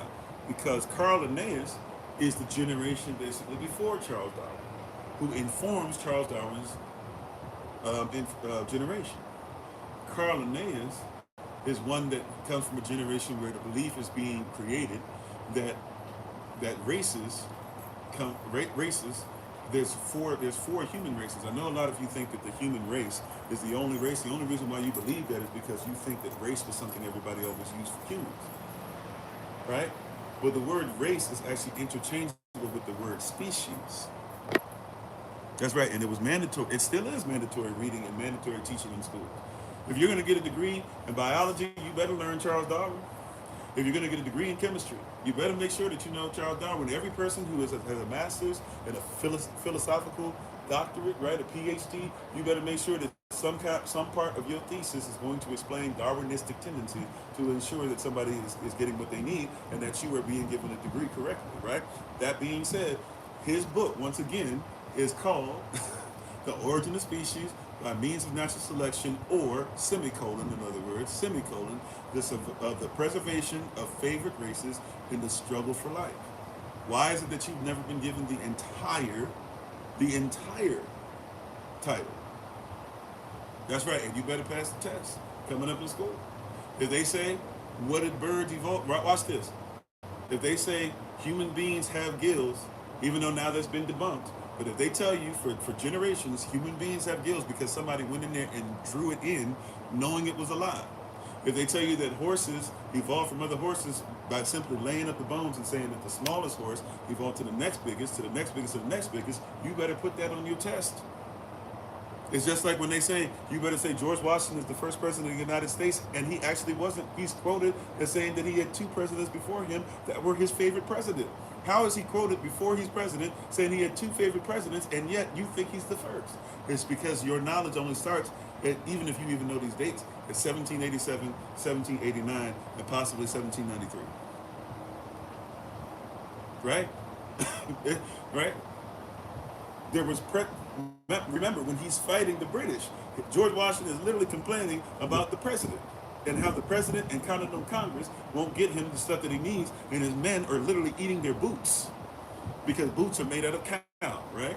And so since they're eating their own boots to survive, he's saying somebody's gonna have to get this together. They're eating their own boots while they're in the snow. That's how malnourished they are. And yet you're supposed to pass the test, say George Washington, I got a lie. And it's weird because didn't George Washington never tell a lie? Why would you make people lie about George Washington? Isn't he without sin? I mean, he ripped the teeth out of his slaves' mouths and everything to make dentures. But you know, he's without sin, right? How you doing, Sister Till? You see what I'm saying? the hypocrisy and the foolishness is out of pocket. This is a religion that they're giving to you. What they're calling science, right? There's no scientific method. They taught us all this stuff. So anyway, back to Charles Darwin. Charles Darwin's book, once again, written in 1859, called The Origin of Species by Means of Natural Selection, or the preservation, which means you're trying to preserve them, the preservation of favored races in the struggle for life. Now go back to Carl Linnaeus, generation before. Carl Linnaeus says that, hey, that, because once again, a lot of you guys don't know, race and species are interchangeable in the scientific community. So when somebody talks about a species, you have to realize they're talking about a race. And when somebody's talking about a race, you're talking about a species. This is why many of you have learned about a so-called black race. Why? Because in the so-called black race, there's supposed to be a so-called black species. And this is why it was against the law to go ahead, even though so-called white slave owners would go ahead and mess with so-called N-word females and have all types of children with them and stuff. But it was illegal for so-called black persons to try and get with so-called white persons on their own. Why? Because it's supposed to be like bestiality, even though they didn't mind messing with our women. Well, they weren't even women in their eyes. But you see, this is when Christianity is now mixing even more with the Irish. Right now we get into a place where evolution is helping to inform the Christian and allow the Christian to be able to say this is why it's okay, because the black person is of a black race. That's what they taught. Same reason why black women supposedly don't feel pain. Right? By the way, the disrespect for women in general. This is where you get the term hysterical. Hysterectomy. What do they remove in the hysterectomy? Right? They're taking out that wound. When somebody says you're hysterical, they're saying that you as a woman can't help but not have control over your life simply because you have a wound. Now we know we'd have no children if you didn't have a wound, but that we don't take that into account. Right? I hear you, Sister Joy. We praying for it. And by the way, many of us were Christians, right? Such were some of us, right? Right? But you hear what I'm saying? Catch this now. This is the fight that you're actually having. What all this is about, if you just got here, you can rewind. If you don't want to listen from this point on, you can actually rewind and actually hear where we've been on. You can see we've been on for a minute, but you should, since it's still online, you should be able to rewind at any point, and then if you want to fast forward back up, or just watch it through, you can. Some things I can't go back through and try to do the whole thing, no offense, just for one person. So in all these things that we're talking about, a lot of persons, once again, don't want to have that part of the conversation. We don't want to have that part of the conversation. So anyway, so Carl Linnaeus and them knew that, you didn't know this, but they knew that race and species were interchangeable. So Carl Linnaeus and others, Carl Linnaeus gets more credit than others, just like Charles Darwin's not the only person to believe in what you call this version of evolution. There was somebody else, like in Australia, Philippines, somewhere in that area, going back and forth, looking at different things as well. They came into a similar conclusion. I forget his name, right? But he's not talked about in the history books. So two persons came to the same conclusions about, racism and white supremacy, right? And so that's where a lot of us get this stuff from. That being said, though, Carl Linnaeus, and then they knew that species, you don't know this, but species and race are considered to be interchangeable, right? So these things are interchangeable. So when you say there's only one human race, I mean, I guess but you have to realize you're saying there's only one human species. Okay. But a lot of y'all don't even know that race, the way you think. Now, race means competition. And the reason why they started saying species are racist is because the belief is that all animals, and they still teach this, right? That all these animals that are out here are trying to compete all the time for food, right? So they're in a race, they're in competition. So then Carl Linnaeus is famously known for saying, all right, we'll split them into 4 races. This is why you guys usually only talk about 4 races of people, right? Especially in the States, you guys still are on this, right? But in England and other places too, you guys normally talk about only 4 races. What are those races known as for you? Many of you, it's just white, red, or Native American, or right, yellow or Asian, and then black, right? Negro, or Negroid, or one drop rule, whatever. That was the teaching, and that was science. This is what the science is based off of. This is the religion. Yeah, and somebody will still argue this, even though you can literally, I'm giving, persons are so wild that persons will have these arguments, and you can just look it up, right? So Carl Linnaeus and others came up with this mindset that still exists in the hearts and minds of everybody still to this day, right? You said, what, didn't a guy from Brazil write a book about race and color and send it to the early Europeans? I'd have to see about that. I feel like I know who you're talking about.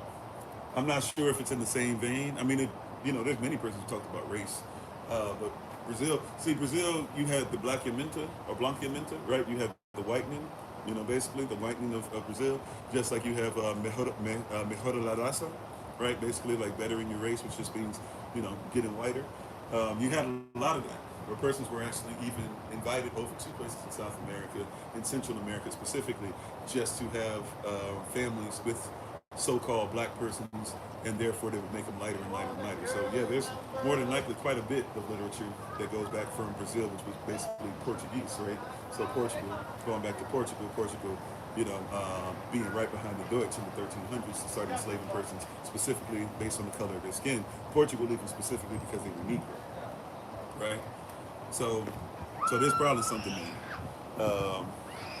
So, and all these different things that you're seeing, right? So you go back to Carl Linnaeus. Carl Linnaeus, he comes up with the white race, the red race, the yellow race, the black race, or the European, right? Certain Europeans, by the way, too, but whatever. The European, the Native American, the Asian, and the so-called black.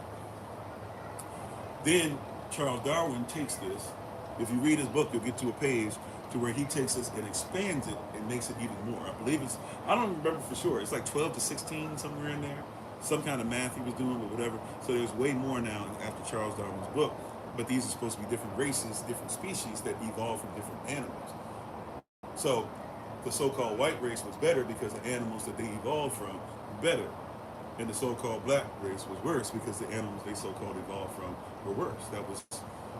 That's basically a huge part of his book. Is it the only part of his book? No, but remember, what is the goal of the book? What is the title of it? See, when we get a title of the book, the title is supposed to introduce us to what we're about to read, right? If I'm trying to tell you about motivation, guess what the title of the book is called? 21 Days of Motivation. If I'm trying to introduce to you, like, color, does matter as far as Christ, but at the same time, it doesn't mean anything as far as your salvation. It still has to be worked out. But then guess what? The title of the book was called, Does It Really Matter That Jesus Was Black? Right? You see what I'm saying? If I'm trying to make sure that you guys recognize something as far as, having power and motivation, stuff like that, based on 4 Hours of Power, what did I call the first book? 4 Hours of Power, or that little first manual, whatever, that 50-page manual from last year? 4 Hours of Power. Right? The title of the book is to inform you about what you're about to read. Right? That's not even that hard for us. That shouldn't be that hard for us to get. So if that's what we're doing, then we need to recognize the title. And his title, right, once again, Charles Darwin's title, is called The Origin of Species by Means of Natural Selection, or The Preservation of Favored Races in the Struggle for Life. So his title is literally telling you this book is designed to tell you how certain races are better than others. They evolve from greater animals. And just like what happens with animals over time, because that's the belief, is that they simply out-evolve and therefore outlive other animals. Therefore, if they out-evolve the animals, or if they are better at evolving than the other animals, then they preserve themselves. So if you are a human being, and if you're one of the better human beings, if you're whiter than the other human beings, then you should be able to make sure that you have no problem preserving your life and preserving the favored races, because in evolution says that certain races are favored. Even though the favor is something you would think that had to be a human or a person, right, who created it, or a person over it to favor it. But hey, he's saying nature, right? Science says the natural way of things, right? Right? Remember, the order of species by means of natural selection. Natural selection is about that nature selects what it favors. Well, nature selects us because we're favored. So we're trying to preserve favored races in the struggle for life. That's what Charles Darwin's book is about. And by the way, when we talk about the religion of science, guess what Charles Darwin's only true degree was, even though he didn't even truly even deserve it and earn it, right? It was paid for, for him to go ahead and just kind of do whatever he felt like doing. He didn't really earn it. And a lot of persons who got their baccalaureates back then didn't really earn it either. They kind of did whatever they wanted. And their parents would make sure that they paid to get them through. But his only degree that he basically had paid for, he did earn some other ones that were given to him. Like, not earned, you can say earned, whatever. If somebody were to give me an honorary degree, I would accept it, depending on where it came from. But I would more than likely accept it. That being said, besides honorary degrees, the only degree that he earned or got paid for was a degree in seminary. His father was a preacher who was racist. His uncle actually was an atheist who was racist. You put that together, you get Charles Darwin's beliefs. And guess who he worshipped? He worshipped Ishtar, Easter, the moon deity, the moon goddess. He's known as a lunatic. Lunatic doesn't mean crazy, although over time it has been equated to that. Lunatics are persons who worship Luna, the moon. Right, that explains the book. So when somebody says, oh yeah, Darwin says, and evolution says, and blah, blah, you guys don't even know that evolution is literally designed to cape up for racism. Matter of fact, right after, so so he writes his book in 1859. This is how science works. He writes it in 1859. They begin to promote it around the planet. In 1860, right, those who believe that God said that they should own slaves begin to secede from the Union. They wrote it when they seceded the states. 1861 through 1865 is the Civil War in which the whole world is having a fight and an argument over slavery. And by the way, hey, for those who say, well, in England we got rid of slavery. No, in England you said you couldn't do the slave trade, but you still had slaves. And by the way, when persons say, well, in England we didn't have slaves, first of all, you did have slaves, number one. Number two, you weren't as big as the United States, or at least the colonies you had in the United States. So that's why your slaves were in other places, right? Persons forget, in France, yeah, you don't have as much space as you have in the United States. So you don't have as many slaves over there. That doesn't mean that you don't have slaves. If you don't know, go over to places and learn about, Haiti, Dominican Republic, right? Louisiana. Go and see these places. Go to the African nations, New Guineas, or am I saying it right? Not New Guinea, Guinea-Bissau. I might be saying the wrong place in my head. But a lot of French colonies and stuff, and start looking at all these places. Go to Vietnam. A lot of persons forget that the French took over that too. How you doing, Minister Morel? There's a whole generation of Vietnamese who speak French fluently. There's still quite a few probably who do, but there's a whole generation that do. That's why many Africans still speak French. But anyways, and you go over there because there was something called what is it? Blanc Gachon, et Blanc Petit. That means that there were big whites and little whites. The big whites were the persons who had all the money. They stayed in France though. Every once in a while might have gone somewhere to check on their stuff and just to get away and to have a vacation in places that they own. The persons still do to this day, right? They got ownership and all these different things. They live in the United States of America. They live in England. They live in Australia. They live in all these places. But every once in a while they go to some of the places they colonize. Not a territory. Some of them still call them colonies. Or maybe you'll say, hey, Jamaica's free. No, Jamaica's not free. Jamaica's still under British rule. They tricked you because they let them wave a flag.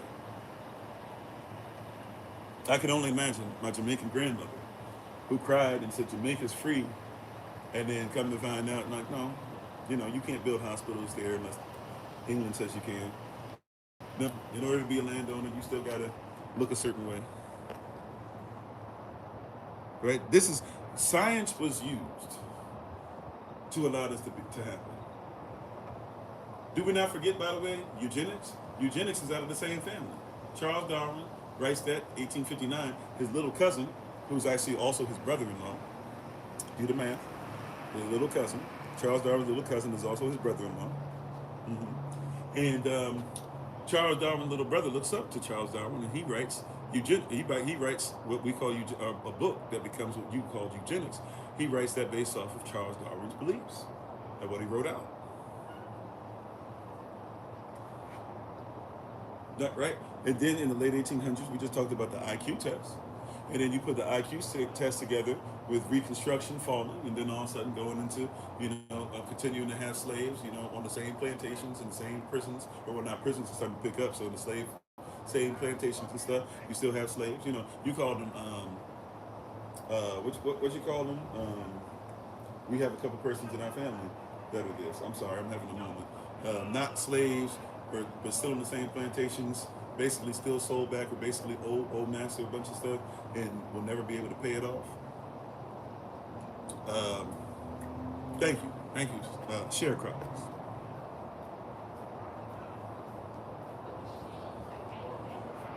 Right? So sharecroppers were still slaves. I know they want to go ahead and dress it up by saying, by the way, we have not only articles, we have persons who have came out and said it, we have them on recordings, they're on Netflix, they're all over the place. Literally persons telling you that into the 1960s and 70s, they didn't even know that slavery wasn't a thing. One woman in the late 1960s or early 1970s, she was so sick, and the persons that were over there, they finally had to send her to a hospital because they didn't want to lose her. And they were hoping that everything was just going to go ahead and slide through and she'd be able to come back. She went to the hospital and they started asking her, how she was going to pay for stuff. And she was like, oh, well, my master will take care of. They were like, what? They were like, what? Hold up, time out. What? Who? Come to find out, yeah, they still have slave plantations all over the place. Or in what, 2020, 2021? I always put this one out because persons just try to like to skip over this one as if this didn't just happen in front of our faces. In 2021, one of those, yeah, might even be 2022, but somewhere around there in Georgia, right? State I'm in Georgia, there were persons who were enslaving Mexicans and blacks, and the police caught them, had them out plantation doing work like that. Or what about just now? This year is 2025. Is it? Am I correct on that? Am I correct on that? Is it 2025? Is it 2025? Just in case, because somebody might think to them, right? 2025. I think that's what we're in, right? If you're using the Gregorian and Julian calendar, I think you're in 2025 AC in the year of our Lord, right? In 2025, did not they catch two persons who were trying to recruit homeless persons so that they can go to one of the islands in Haiti and try to enslave young underage Haitian sisters. Literally, one of them tried to go to boot camp. Another one tried to pay for lessons so that they could make sure that they learned how to do things with military precision. I think that just happened in the month of November. At least they just got arrested for it in the month of November.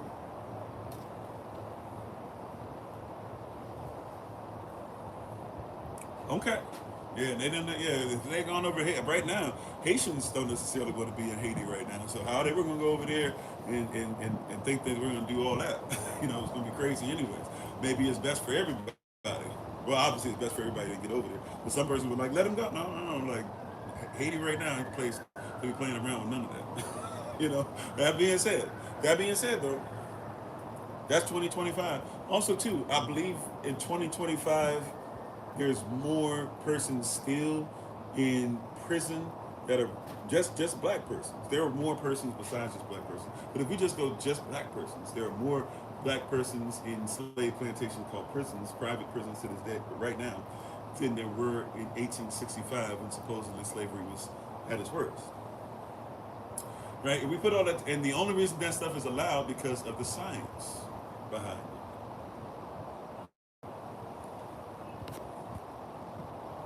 You said in Mississippi they caught them doing the same thing. Moselle, Mississippi, at the chicken plant. Right. Oh yeah, and thank you for that term. Because if we even bring the term human trafficking into it, matter of fact, let me do something. And I don't know how to Google this, so sisters, please forgive me. I'm trying to actually do something to promote us paying attention to you more, but I might not Google this correctly, so forgive me. But I'm gonna just Google real quick. How many black, I'm gonna say females just because I want women and girls. How many black females disappear? We'll just be nice, in America every day? Because if we talk about human, now look, I know that there's other persons, there's men and women of all colors, right? I'm just trying to make a point as far as chattel slavery and persons acting like this stuff is still is done. Okay, so this is just this is the first thing that pops up, right? I don't have the time to really read and do some stuff the way I'd really like to, but I'm just going to read what pops up. It says, while an exact number is difficult to pin down, tens of thousands of black women and girls, so that's what I was looking for, as far as the context. So tens of thousands of black women and girls are reported missing in the U.S. each year, and they are disproportionately represented in missing person cases. In 2020, nearly 100,000 black women and girls, right? So in 2020, so that's 5 years ago, nearly 100,000 black women and girls were among the 268,884 women reported missing to the National Crime Information Center. So remember they did that 1350 thing we talked about not too long ago? How you doing, Mr. Tina Turner? Right? You remember we did that? What is it? The 1350 thing we talked about earlier in the series, where we're supposedly only 13% of the population. And if we do the math, rough estimate, my math is not always the best, But right, if there's, let's just, I'm probably a little over, but I'm gonna just do this just to make the math easiest in my head. I believe there's like 350 million persons in America, in the United States of America, right? So something like that. So if it's 350 million, 10% would be 35 million, and then half of that's like 17. Or well, hold on. So that means that 1% would be 3.5 million. So we have to go 3.5 plus 3.5 is 7. 7 plus 3.5 is 10.5. So 10 point, right? So 10.5, that's the, right? I'm doing that right? Yeah. Okay. So 10.5 plus 35 would make it like 45.5. Something like that, 45.5 million, right? So let's just go with 45.5, somewhere around there. 45 million to 50 million, even if you want to, I could be, we'll give a little more, but let's just, to be nice, let's say 45.5 million. So out of 45.5 million persons, right, every year, right, 45.5 million, that means, so, well, anyways, okay.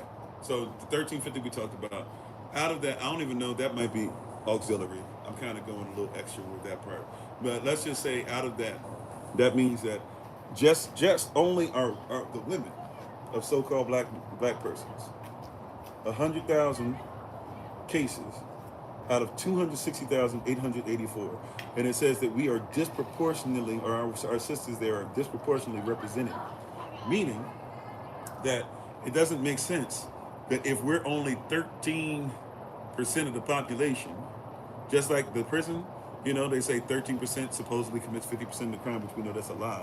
But then on the opposite end, they don't talk about how crazy it is on the other end, that how little you think of us, that out of us being 13% of the population, what is that, 100,000, 260? So I guess it's like 2 out of 5. So that's what, about 40% or so?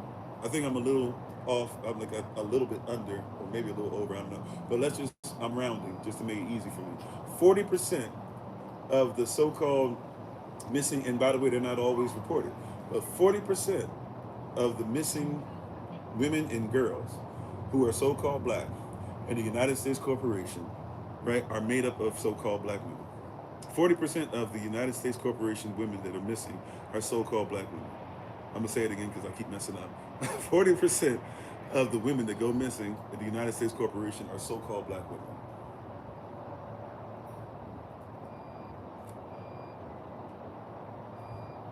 That's crazy. Any women being trafficked is crazy. Any men being trafficked, any children being found dead and missing organs is crazy. But the melanin cells, if I read more, disproportionate representation, black women and girls make up less than 15% of the U.S. female population, right? So basically that's in line with, we're close to only 13% of the population. They only make up 15% of the population, but accounted for over 1/3 of all missing women, right? So I was a little over. I was going off of, they say 100,000, 268,000. If it was 100,000 out of 250,000, then that's 40%. So 268,000, I think they're a little low. It sounds like they're a little low. If it's 100,000, right, out of basically 250,000, that's 40%. So if you add 18,000 more, that shouldn't bring it all the way down to 33 or 1/3. But whatever. Media underreported.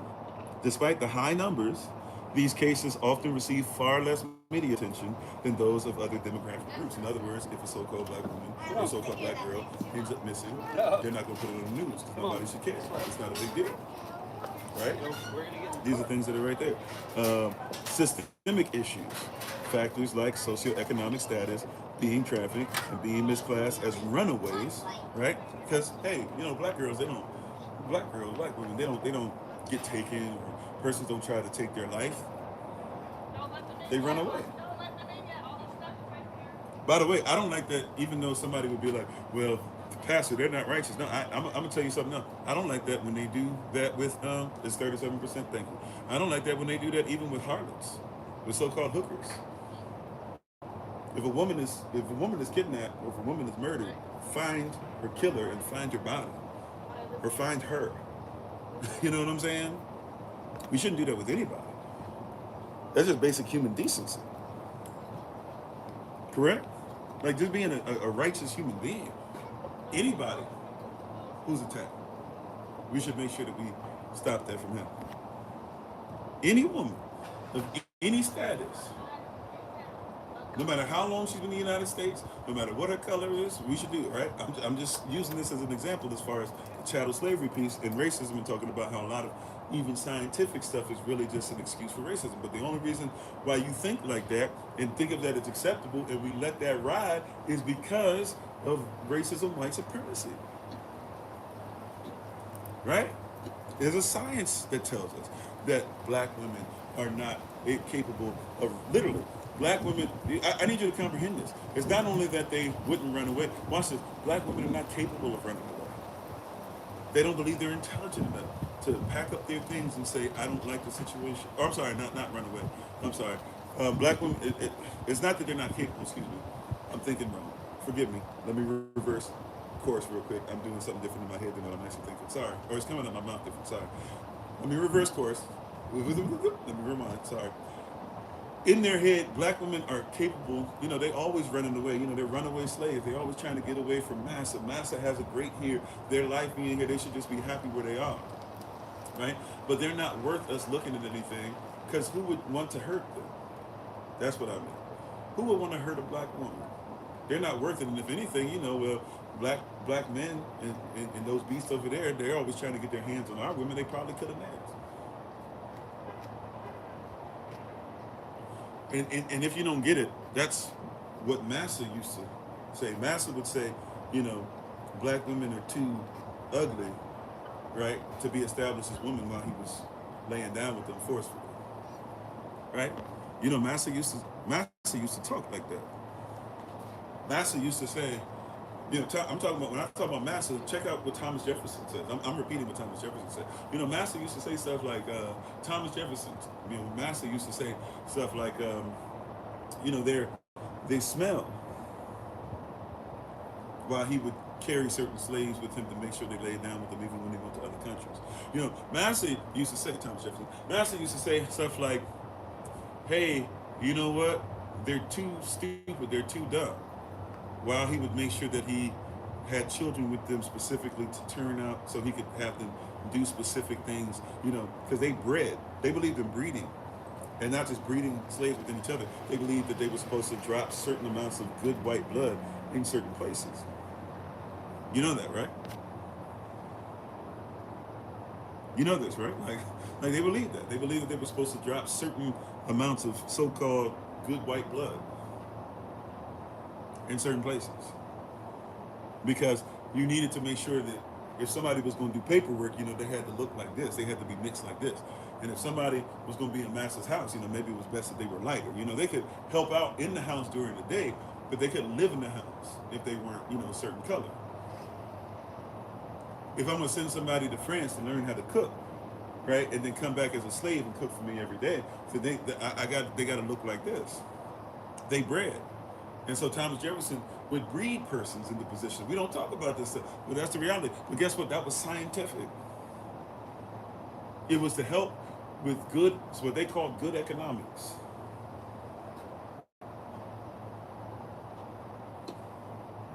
It was scientific.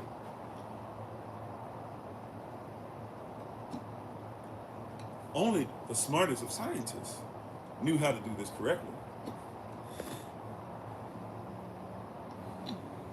You said that I know there was Jewish individuals. That's actually factually incorrect, but can we say with certainty for sure that there were a lot of Jewish slave owners? For sure. But to say that they started chattel slavery in America is actually just intellectually dishonest as well. First slaves in America are happening around the same time as the chattel slavery is happening in Portugal and Spain.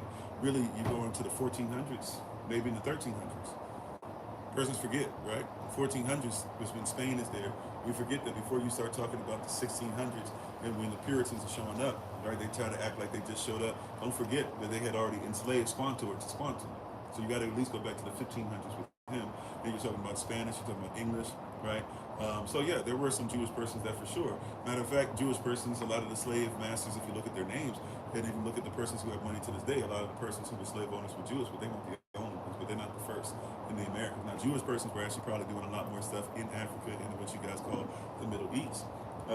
way more around that time than what they're given credit for too. But but so yeah, we could say that that happened.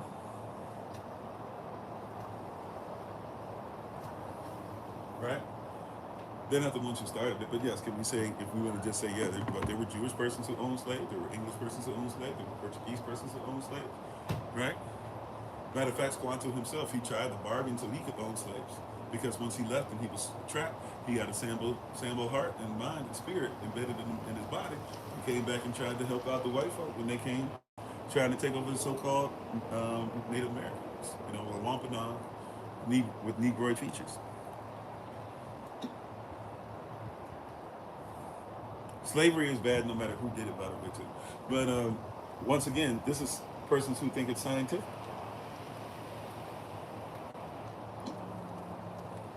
All right, Missy, thanks for being on with us. Right? But this was all brought about because it was thought to be scientific. The same science that had to where little girls had to start being, given more opportunity, and it's starting to become something where it was cool. And persons still try to look this off as whatever, but science is what told us that women and little girls weren't supposed to learn math and science. Y'all recall that?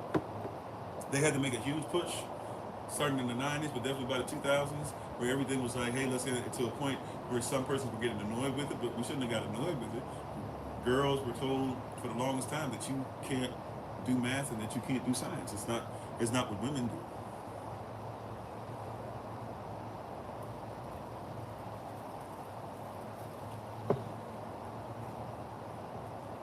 Right? That was scientific. And what's always interesting is when we go back to say this is where we are is based off of those things. Like this is it's like the all these arguments that persons give. Nobody wants to talk about where we are has to be based off of something. If little girls back then were told that you weren't smart enough to learn science and math, then why do you have a bunch of women who are maybe not as great at science and math as they should have been? Is because that the society tried to raise that and instill that. I mean, being honest, a lot of men don't know nothing about math and science either. But right? The ones that they give power to and try to do, but right? We don't talk about this, even though it was actually a woman who created stuff like, the freezer, and had a lot to do with certain things like persons going into space, excuse me, right? We like to talk about, oh, she made the hot comb and stuff like that, but and the hot comb goes back to Kemet, so that's always weird. But we forget. But this was all scientific. And one of the things that you do to protect your religion, if we keep it a buck, one of the things that you do to protect your religion is what? Is that if persons begin to say and see that your religion was false, that you worship falsehood, that you promoted falsehood, one of the things that you're told to do is to cover it up. Most of these persons, they have, I'm gonna use worldly terms right here. A lot of these words, they got good religion. And in they so-called good religion, you got to make sure that you lie to cover it up. Because you can't have persons knowing that it's the Pope that was excusing the behavior of having these underage children fondled. And even worse, you can't admit that it was the Pope that was probably forcing more women behind the scenes to do craziness over the years than it is the persons that you just finding out about. You can't admit that it was the person who told you to pull themselves up by their own bootstraps that took away your boots. Right? We're not supposed to talk about that. And that these persons, we can't admit that it wasn't the church, the Roman Catholic Church, that was trying to off people because they wanted to keep the world flat. They were trying to off people because they wanted to make the sun the center of the universe and begin to worship off of Sabbath one Sunday. Nicholas Copernicus not only wrote a book about it, but he's our evidence of nothing else. Because that's science. Why don't we even talk about that? See, when we say that the earth was created, somebody says we have to use pseudoscience. And this is when it gets really interesting for the last bit. And we got to end close to 11 a.m. New York time today because we got to get on the road. Pray for us. We got to start our journey and pray that we, pray for us. I think we got enough pennies to get our stuff taken care of with the vehicle, right? But watch this. See, it gets rough when we start talking about this part. It gets really rough. Can I keep it a buck with you? It's gonna get rough here because persons don't want to talk about this.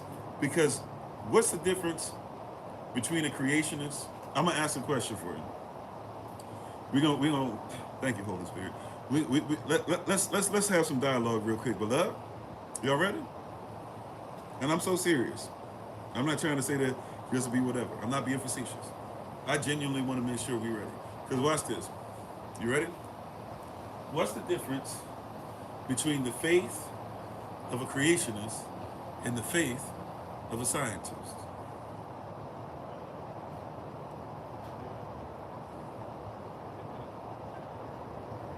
Uh-oh.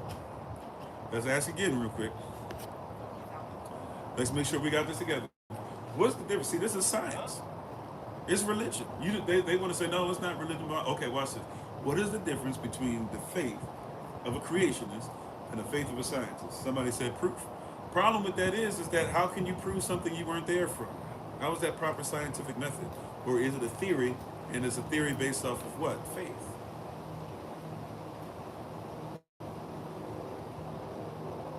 Question, how did the universe come into existence? Go. Show me your evidence. Not just saying, oh, well, we saw it. No. Show me your evidence dealing with the beginning. Who was there? And by the way, if we want to go into the word know, to know something, canal, or to canal, depending on if we're talking about Latin or we're talking about gullah, if it's a Gothic and Germanic way, the right to know something means to be intimate with it to the point of being able to identify it. If you can't identify it out of intimacy, you don't know it. So question, how was the universe created, scientifically speaking? And here's another thing. Once again, if we even use the Bible, a lot of cats who even read the Bible, and a lot of cats who actually understand the Bible, still have never even seen the science in the first 7 yams, which is the first 7 days. And those 7 days are not actually the first 7 days of creation, it would be 6. And those 6 days are not 24-hour periods. Those 6 days are periods. If you know what yam means, yam doesn't have to be 24 hours.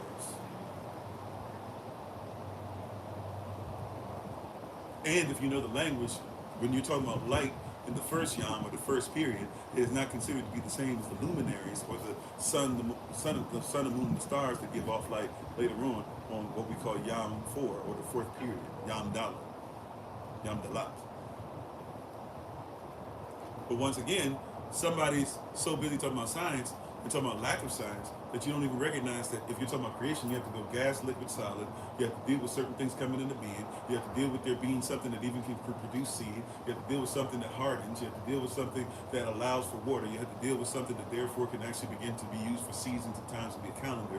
You have to then deal with animals that can live off of things created to be able to come in there. It's more scientific. Meanwhile, somebody tells me that it's less scientific to do that than it is for somebody to tell me, hey, I have zero concept of how something is from somebody who was there at creation, or I'm sorry, at the Big Bang, which we know it wasn't originally called the Big Bang, or for the new module, which is supposedly supposed to be that 3 universes that existed collided into each other and somehow, some way created what we have now. And by the way, if there was an explosion or a collision that allowed for everything to move, and what now they have to admit is not completely a void, whether we're talking about, astrophysicists, whether we're talking about whatever the quantum physics, we're talking about whatever. Persons have to admit now that there's no possibility that even what you call space is empty. But before they used to tell us that it was a complete vacuum. But even if it's not a complete vacuum, if it's a vacuum where cats still be floating, like if you're on a space station and the space station were to blow up and your body was out on the outside and you got blown,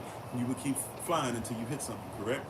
So you're telling me that an explosion that happened, and all this stuff just kept going to where none of it is going to not only unite with each other, but all this stuff exploded, all of it kept going in a void, and somehow, some way, came together and created all types of solar systems, all types of galaxies, all types of whatever. You want me to believe that and say that that's scientific?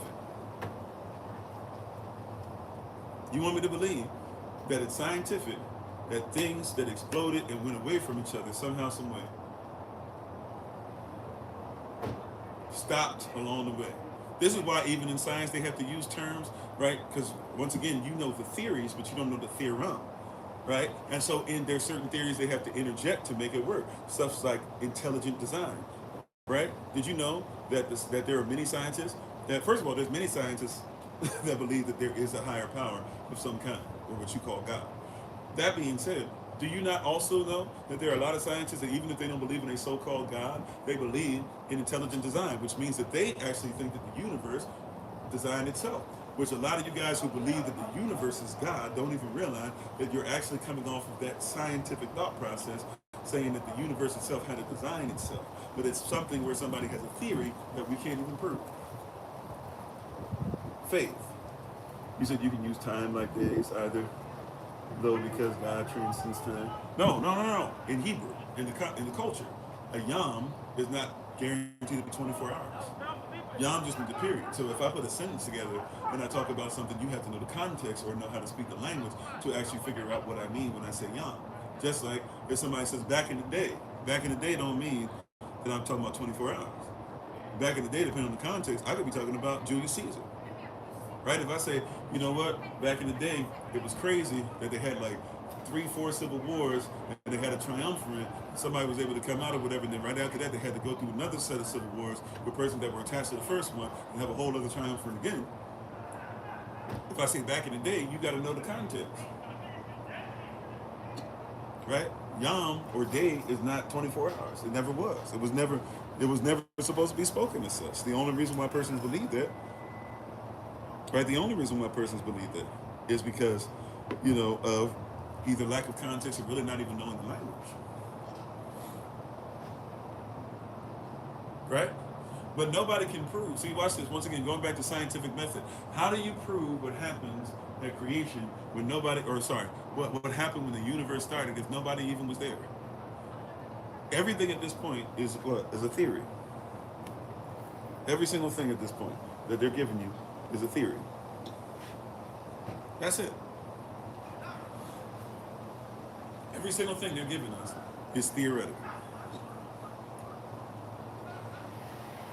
We just don't like to admit that it's theoretical. But every single thing that's being presented is theoretical. It's theoretical and hypothetical. According to science, if you weren't there, how can you test to see if it's true? Unless you have something called faith. Right? How do you believe in something you've never seen? Uh-oh.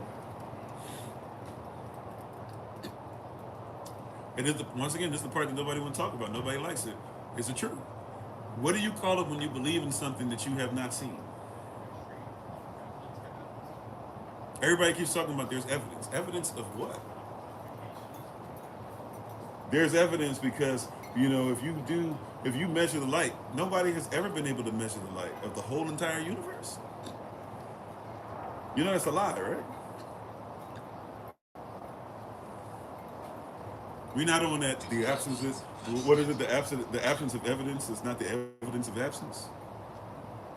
Right? Or whatever it is. Y'all remember that from back in the day? The absence of evidence is not the evidence of absence. Whatever. No. You talking about science, and you guys are so busy telling me what science is. None of y'all have any clue as to what happened at the beginning.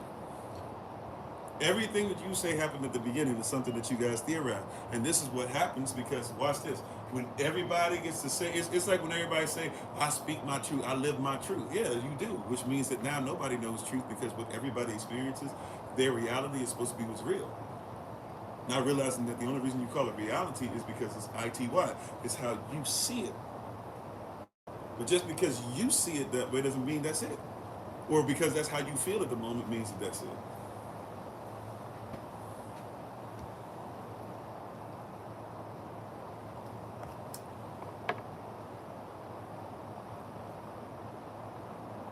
You see what I'm saying? And cats don't want to have honest dialogue.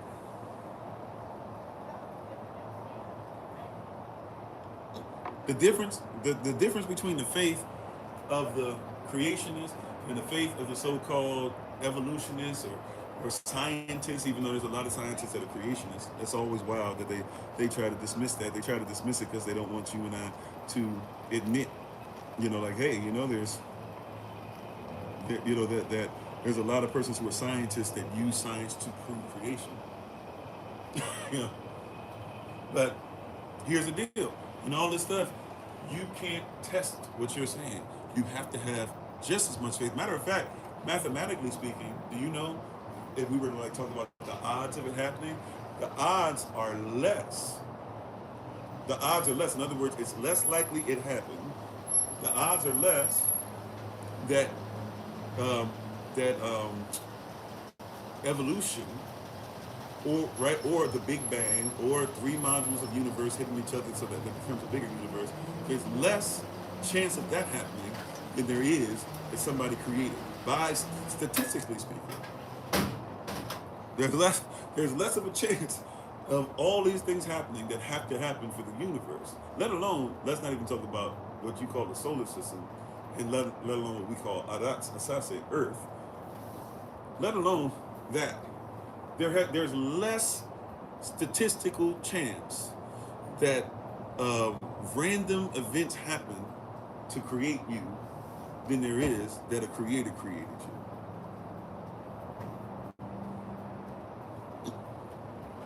Right? Once again, if there was a creation, now I know that there's persons that don't go with the Big Bang, but the Big Bang is a theory, and once again, we're not going to pretend that there's not a bunch of stuff based off of the so-called Big Bang. Right? See how cats be trying to do that.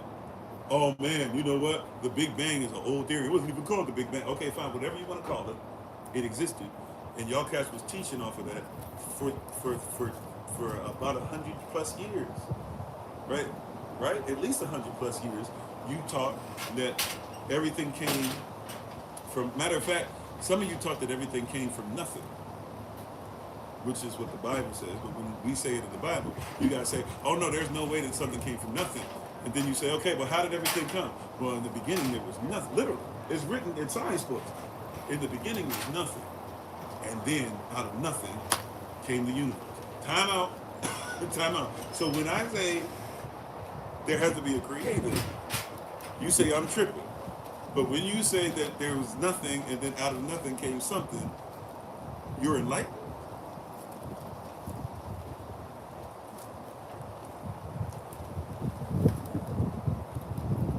Hold up. Just real quick. Right? I just gotta ask, because that's what they be saying, right? When we say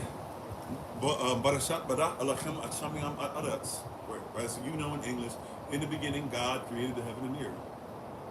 They say that's crazy. How can something come from nothing? But meanwhile, they say that something came from nothing. That was taught. And as much as persons want to now do what a lot of y'all do and say, oh, no, now we have a new way of thought. No, that's what y'all taught. And so the stuff that's been going on for 100+ years of teaching, you're not going to tell me it was not foundational to a whole bunch of stuff that exists today. By the way, you want to know something else that happens with evolution too? The evolution is just survival of the fittest. And that's when you say, well, who cares about morality? Animals don't live by morality. We come from the animals. Why would you expect animals to have the same moral being as you? As a matter of fact, if you're just an animal, why would you worry about morality? So now you'll have persons who have more, right, who care less about 100,000 sisters disappearing every year. They don't really care about that. But out of the 100,000 sisters that disappear, they don't care about that. But we need to study all of the serial killers to make sure we know their mind. Science, right? Because science declares it's what the theory of evolution. I'm sorry, I'm about to say the wrong title. Charles Darwin's book, not the theory of evolution.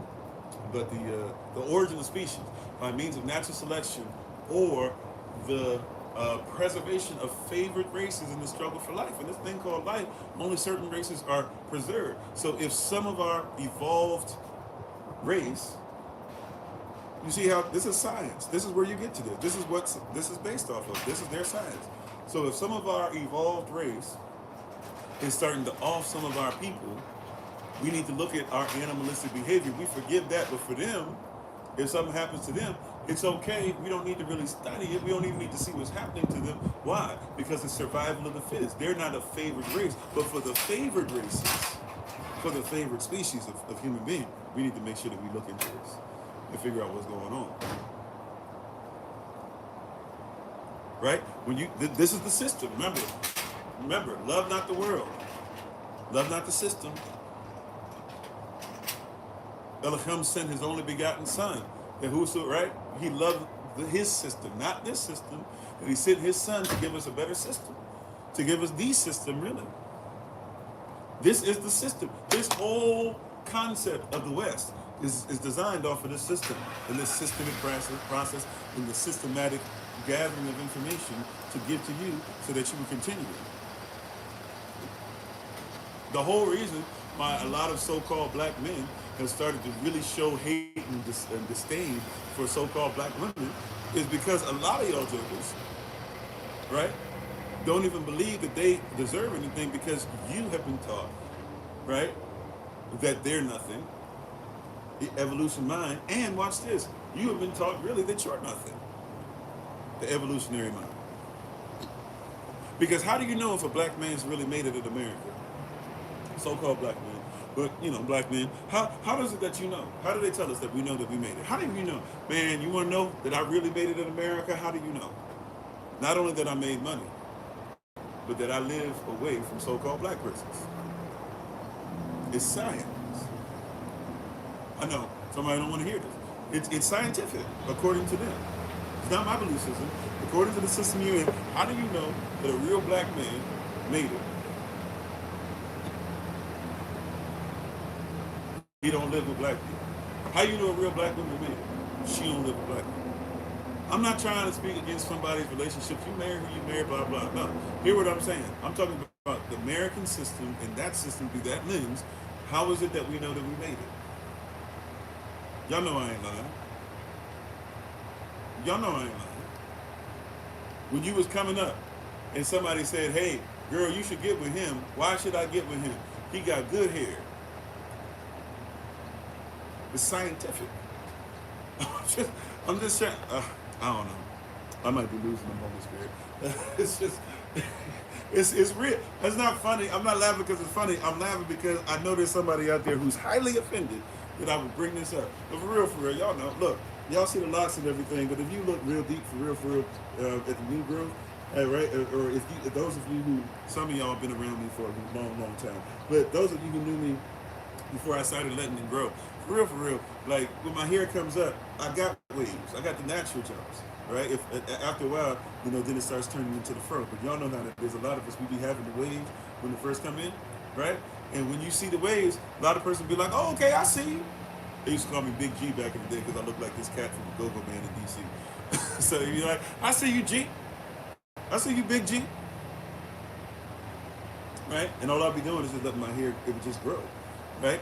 And all of a sudden, all the persons with naps, so-called naps, we'd be like, all of a sudden I'm higher up because my hair. But why is that? Because there's certain persons out there who have that type of hair, or at least something closer to that type of hair, and it makes us think that we're, right? It makes us be like, oh, okay, we're closer to that. Because why? Because eugenics, science. We were raised on a plantation long enough to where we understand this intrinsically. We don't have to have somebody, right? And in other words, if we understand that. You can see sick looking in the way, right? I'm just saying, that's how we was, man. I know we want to pretend that doesn't have any effect on us as a people, or it doesn't have any effect on humanity. But this has been the causal thing. It's a science. That's what they say. They teach, look at the box, it's good here. Never mind what's in it. Right? This is reality. We were raised on this, and we were trained in the schools. Right? We were trained in school how to do this. We had persons that were putting permanent stuff in our hair that was killing us. Sisters getting fibroid cysts, still getting them to this day because of all that stuff. Quiet has kept a lot of white sisters. Y'all be careful too. Y'all got that stuff too, right?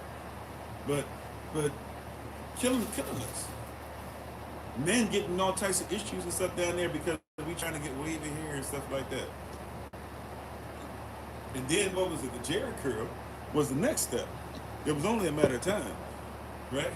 But we went from the wave and we said, okay, we gonna be different. How we gonna be different? Okay, instead of having our natural hair, we'll have the curl. You still doing the same thing. And don't act like you ain't have it, right?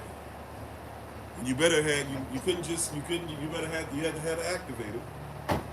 It wasn't just the curl. It wasn't just that product. You had to have an activator. How you doing, Sister Shirley? Right? How you doing, Tabitha? You know you did. I know you want to act like, pretend like, shoot. When Ice Cube was out there being gangster, right? And today was a good day and all that stuff. That man ain't have the fade and everything that y'all know. That man was out there with that Jerry curl, right? Didn't he have a curl? And when he was Doughboy, didn't he have a curl then? I think he did, right? Because isn't that what what's his face was making fun of him Friday? Yep. Eddie Murphy and then let your soul glow. We wasn't doing that randomly. We were doing that because that was something that was natural. We were doing that because we were trying to make sure that we fit in. Because scientifically speaking, if your hair looks a certain way, you'll probably get the job. A lot of y'all don't even think about it like that, but that's actually how we used to think. Right? Sisters in the '60s, you had the beehive. The beehive was because white women was wearing the beehive too. I think he wore the beehive first, but when white women started wearing it, and they were getting secretary jobs and stuff like that, ooh, okay, we need to have that. And so the sisters was going to church, not just with the big hats, but they was going with the beehive. It's science. We don't want to talk about it. This is it's a religion. Things evolve like this. It's a belief system. What makes somebody, watch this, I'm not, no offense, once again, no shade, I'm just telling you, this is the stuff that we were taught, right? I'm not going outside. It's not my opinion. I'm providing contextual facts that reveal truth, right? Okay. What made it, do you not realize at one point they taught that you were dominant because you had blue eyes? Or green eyes, especially green eyes. Right? Ooh, you were dominant. Everybody want to have children with you because there's a possibility that you would have children with green eyes. And then you would get with somebody with green eyes and your child didn't have green eyes and you were upset. Then all of a sudden, though, somebody was finally honest. You know, there's this box where we can actually show you the percentage of if somebody has green eyes. It's probably a very low percentage you will have green eyes. Because the brown eyes and the green eyes, when they come together, brown's usually dominant. Right? Like, and dominant by percentage, I'm even saying. Then come to find out, like, a lot of persons don't even know this. And once again, I don't even have the greatest vision. So I'm not here saying it's guaranteed you're going to see better. But watch this. If somebody has a lighter colored eyes, 99% of the time, that's because they have less melanin.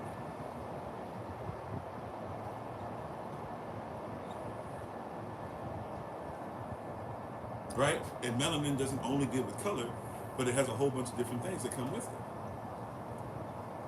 Now, I'm not here to tell you, once again, I don't have the greatest vision of all time. Matter of fact, I'm in my carrot mode right now, trying to make sure that I continue to get some stuff because my vision's been waning a little bit. I used to wear the thickest glasses you could find, and I haven't been eating my carrots in a long time, and so my vision has actually been having some issues. So I'm not here to say it's guaranteed, but hear what I'm saying. You were taught the opposite because it was science. Now, what was the science attached to? The science was attached to if it ain't white, it ain't right. You said the hair was fried, dyed, and laid to the side. There you go, right? Say learn the biology, dark earth color, the dominant genes, black, brown, swarthy. right? But that's what we were taught. I'm not, once again, I'm not trying to say you're a bad person because you're white. Matter of fact, if you know how melanin is measured, you know that melanin is actually always measured from the inside out. Just because you're lighter on the outside doesn't necessarily mean that you have less melanin. It usually is going to work that way, but it doesn't mean it's going to be anywhere close to like 90%, 80%, whatever. Sometimes you can find somebody who's light skinned, right? So-called light skinned, whatever, but they have more melanin because melanin is always measured from the inside out, right? So be careful with that too.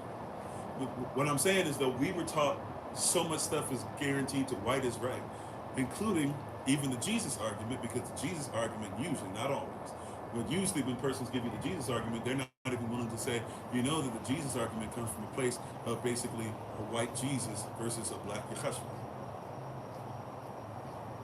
Not always the case, but a lot of it is. And because even if persons don't know, they don't recognize how iconoclast and iconoclassism works.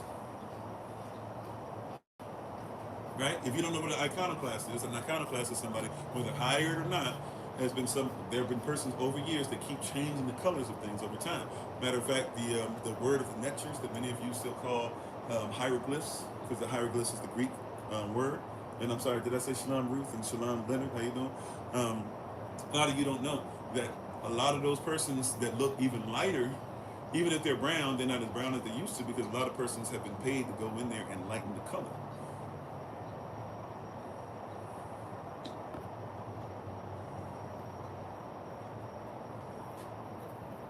Right?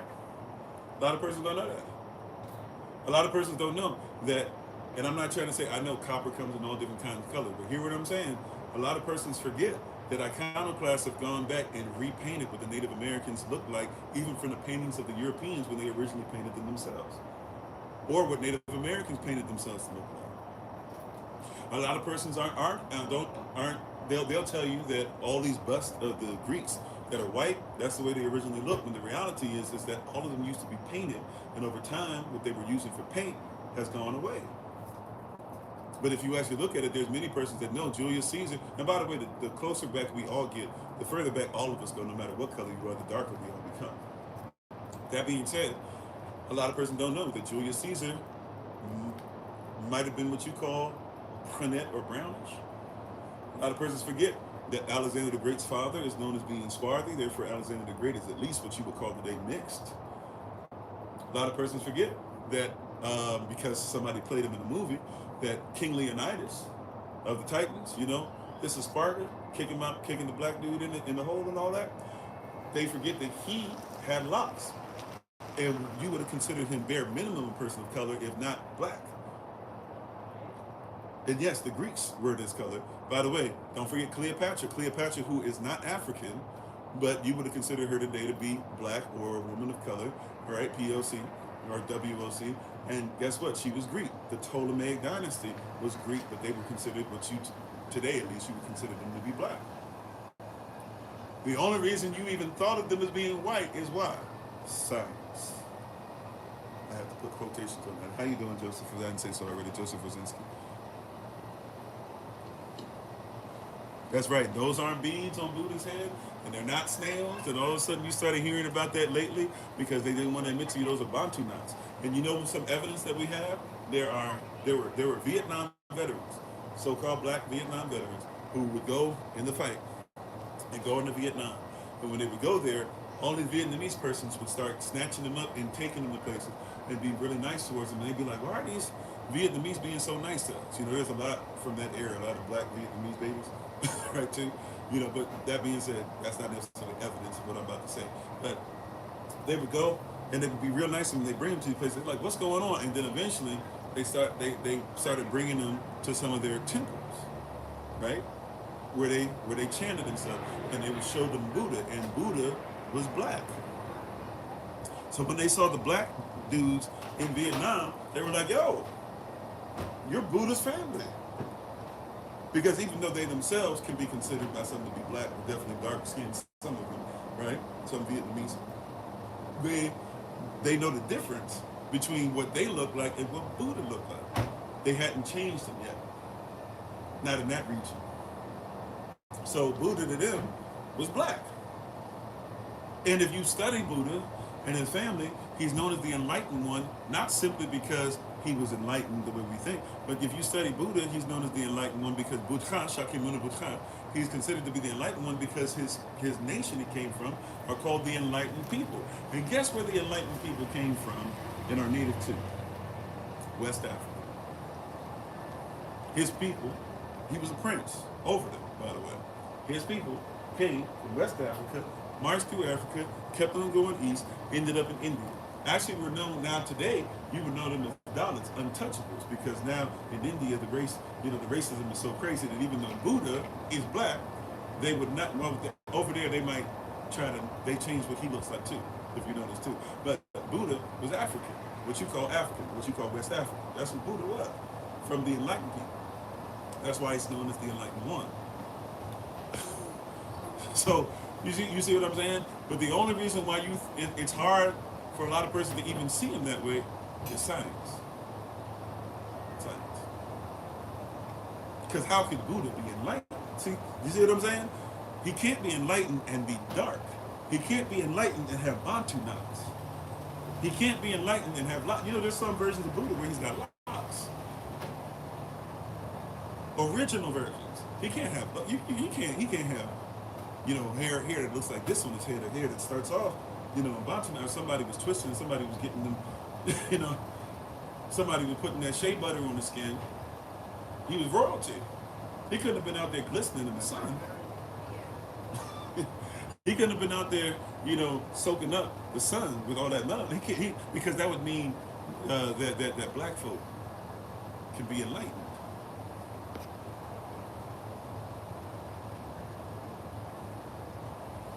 Right? That's why that person even just put that little foolish thing up there. Thank you, moderators. I see you. Y'all are so great. I appreciate you. Right? Right? And by the way, if you notice, we've been trying our best to let to ask the moderators to pull back some. And if you notice, this is all the stuff, and y'all be like, Pastor Kofi, just focus, blah, blah. This is why the moderators do what they do. Because cats be on here on some stupid stuff. But once again, they are blinded by the religion of science. Now, once again, I didn't say science isn't real.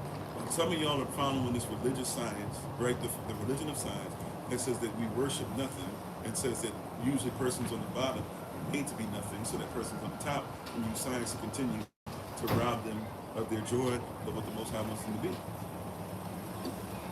At some point, we got to say enough is enough. And we got to say, we got to start living by some kind of truth. And how you doing, Pearl? Thanks for being on today, and thank y'all for the love. A lot of y'all cats are raised on the false teachings of the religion of science. I didn't say there is no science. I didn't say there's no dinosaurs. The Bible talks about dinosaurs.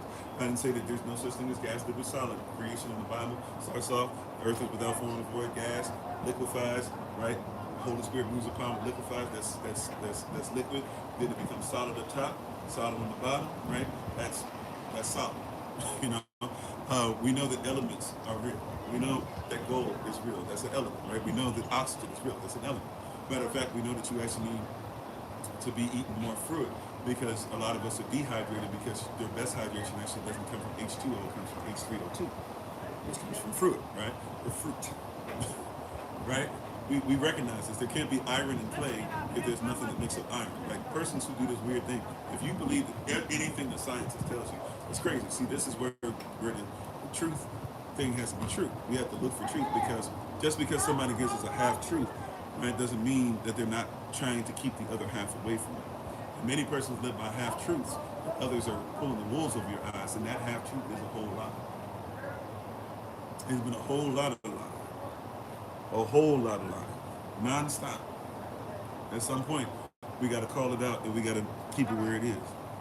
So I'm not saying that we obviously shouldn't know about making sure that the soil is oxygenated. That's not correct. I'm not saying, that we shouldn't make sure that we recognize how to, make our own medicine and stuff like that. That's not correct. That's not righteous. I'm not saying, what I'm telling you is that many of us have fallen for the okie doke, or even get embarrassed because we don't know how to say this stuff out loud sometimes. So maybe we should learn more about it and be more comfortable with it, or make sure that we have certain persons that we consider to be our experts. Because if somebody, for a lot of persons, if they tell you, no, you're wrong because da da da, we just shut up and act like, oh, okay, You're right. No. No. No. We're not going to do that. You know when they talk about you getting, and this, I hope this don't get me in trouble. Matter of fact, I'll say it like this. You know when they talk about giving you that jab, not just the one from 2020, but any jab, the whole reason you get a jab is because there's a belief system that's carried by the Eurocentric doctors that says that if you have something that's attacking you, you should attack it. But it doesn't actually make sense to stab your body. Like, I'm not saying you can't ever get surgery, but to stab your body and expect healing, right, is actually against is against how your body works. To think that stabbing your body, you hear what I'm saying? To believe that stabbing one's body, right? When you stab somebody's body, something like your body's not okay with that. That comes from all that stuff. You know, like when people still eat them candy canes, you know, and you see the candy cane swirl around the barbers, that's because barbers were supposed to be bloodletters. And bloodletting is not really scientific either. But they believed that if you let out the blood, that somebody was going to heal. A lot of that, come to find out, is true. I'm not saying you can't use leeches and stuff from time to time. No, hear what I'm saying. There's culture. It's science, right? We forget that this was these things are based off of. So you still have persons that believe. And by the way, those persons who were using those shots and things like that, they were using them because they didn't have stuff like water. And Brother Dwayne, I'm gonna be better. I bought some of this by accident. I just to let you know, I know you probably been sitting up there the last couple of days, but like, what? I just told him it was an accident. I promise you, I'm gonna be better. Give me a couple of days to get myself together and get some new stuff together. I'm listening. I just want to let you know. I was thinking about that last night. I was like, wait a minute, he told me that, and I've been in such, my mind's been all over the place. But no excuses. I will be better. Okay. I appreciate you for looking out for me. I really do. I just want you to know. Because he probably like, is he not listening? You know, big brother probably like, little Kofi, get yourself together. So I'm listening. I'm listening, okay? I didn't even think about it till last night. I was like, I still have a whole other case I just bought. I wasn't thinking. So I promise you it's gonna be corrected, okay? Stay on me, big brother. All right. But yeah, and pharmakia, people don't even know. We only had time today to talk about pharmakia. And shoot, we might have to talk about that, the whole thing. Maybe that'll be tomorrow. I don't know. Yeah, today's Friday. Maybe that'll be tomorrow. I don't know. But a lot of cats. I want to tell you, right? Are on this stuff or whatever, and we're really like so unaware of so many different things that persons are telling us and teaching us. And we hold it up, and all somebody has to tell you is it's scientific. You know, hey, somebody is, it was a mental health issue at one point to be LGBTQ plus. And all of a sudden, if you're not LGBTQ plus, you have the mental health issue. How? Both are based off of science. Which science? At this point, what science are we talking about? Because both of them, persons say it's science. Both of them say it's science. At some point, right? At some point, we gotta have a conversation. Now, both of them say, yeah, it's scientific. Which one? And why? And whose science? Your children you should never tell your children if they're male or female. You shouldn't tell your children what kind of sex they want. Your child should be able to tell you what they're interested in sexually from when they're born. How so? Scientific. They were born like that. They'll know before you do. It's gonna be real easy, right? The devil about to come in, and y'all babies about to be raised by robots. They already are. We just don't like to call it that, but they already are. They already being raised. Uh-oh. Yeah.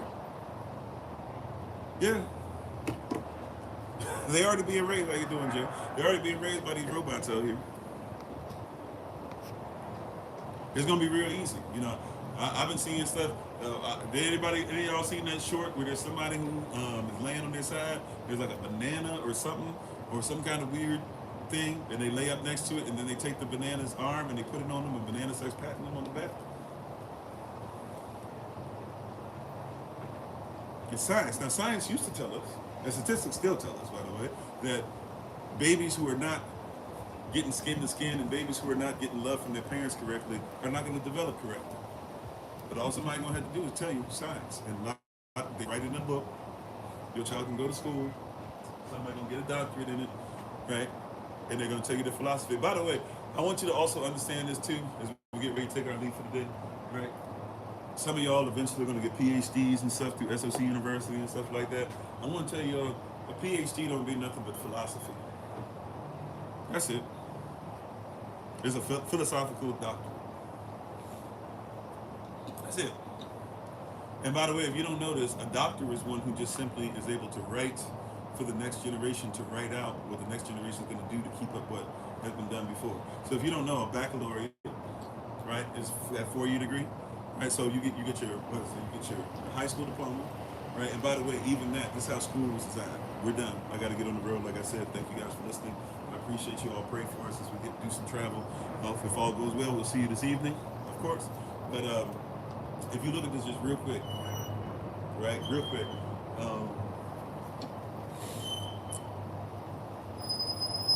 They told you, the persons who designed school, Thomas Jefferson, who even took it and did some other different things as well. But the persons who designed school is not something that was always around. School is something that's pretty much brand new. University has been around for a little longer, and but before that, basically you were trained by whoever was there. Technically, we're supposed to train our children. That's how it's always supposed to go. Train up a child in the way that it should go. Others train your children more than you, and then you try to figure out why your children aren't, following you. Go figure. Right? But what used to happen was that you trained your child was going to be trained in your place. Eventually, they started coming up with the school system that you know about. And the school system that you know about starts off with basically the school system that you're aware of, the school system that you know about. It starts off specifically with what's the thing I'm looking for? Sorry. Oh, the school system that you're looking for that you've learned about. Basically, Thomas Jefferson and others understood that many persons would never go to school because back then you couldn't afford to, and you needed to work for your parents and with them to barely survive, right? So, if you could get away from that, maybe you can go from that to actually get into a place to where, okay, you could go to school and maybe make it to what we call elementary school today, but they figured you weren't going to go past 10, 11, 12 years old tops because you were eventually going to have to go and take care of your family business. Some who could afford to do so, right, would be able to go to another level, and you call that, the secondary, right? Secondary school, getting a high school diploma nowadays. Then you would go from there to where many of you would get a baccalaureate diploma. Now, the reason why a lot of persons call it a bachelor's is because they only expected men to go. You would be single back then, and it was a place for you to play around. There was no guarantee you would go 4 years. Some people went 10 years. Nicholas Copernicus went 10 years. You could go 1 year, right? But you would go there. Your parents usually going to pay off what was going on for the most part. So if you could afford there, you kind of use it as a playground. Some persons actually got educated. Not saying none ever did, but a lot of persons didn't care. A lot of men didn't care about being educated. It was just something that you did. Some would go then from there and master it. The word master means teacher, by the way. So some would go and they would master it. They would master it. That's master. So they would get what you call today a master's degree. It's because you can teach it, right? If you get a bachelor's or baccalaureate degree, it means that you have a certain degree of knowledge. But if you go to another degree and you can teach it, then you're a master, right? Every master is nothing more than a great student, and every great student should be working towards mastering, right? But then after that, the last one, after you get past master's, is PhD, or your doctorate, really, your doctorate. Doctorate basically is just saying you doctor. A doctor basically is the one who prescribes for the next generation what's coming. And a lot of persons don't even know this because, once again, just labeled as science. But the last thing for today is label of science. Do you not realize that if somebody prescribes something, a prescription, if you don't know this, to prescript is not just before the script. to prescript, if you're not aware of this, prescribing or prescription, right? Really prescription in ancient Rome. It's a romantic term. Prescription is actually speaking on separation. So if you're not aware of this, go look this up. There was a group, I've mentioned them briefly today, but there's a group called the Triumvirate. Forgive me for not knowing these three names. One of them is Julius Caesar. One was Julius Caesar's brother-in-law. I see his face, and I even know the color that his troops wore, but I can't recall it. But anyways, and then there was another guy who was in Africa, and these three were known as the Triumvirate, right? So when you guys hear like triumvirate, tribe, this is a Latin way, romantic way of looking at things. They did something there where they met, right? They would meet up as they were the powers. They were basically the powers that everybody in Rome had to bow down to, regardless of what their official titles were. They were the ones that had the power, and they would get together and they would do something called prescribing or prescription. The prescription was this. This is what the prescription was. The prescription was this, right? The prescription was, hey, make sure that you recognize. This is what the prescription was. Yes, thank you, Pompey and Crassus. It was Caesar, Pompey, and Crassus. Thank you so much. Right? So, and Caesar and Pompey were the ones that really went to battle. Crassus basically ended up kind of just being kind of a footnote. Was in Africa and really never had much in the way of power, right? But if you look at what's going on, and then there would be a second one with Caesar's son, with Mark Antony, and then another guy who ended up basically in Africa too. So history repeated itself back to back. But anyways, so Caesar, Crassus, and Pompey basically had this thing where they come together and they would do something called a prescription. Prescription meant that if I'll sign up for what you want, but you have to basically get rid of these persons for me, whether you're just, throwing them away, right, out the country, tossing them out, or whether you're taking their life. That's what a prescription is. So even when you get prescription drugs, and we'll leave it there, we'll probably end up talking about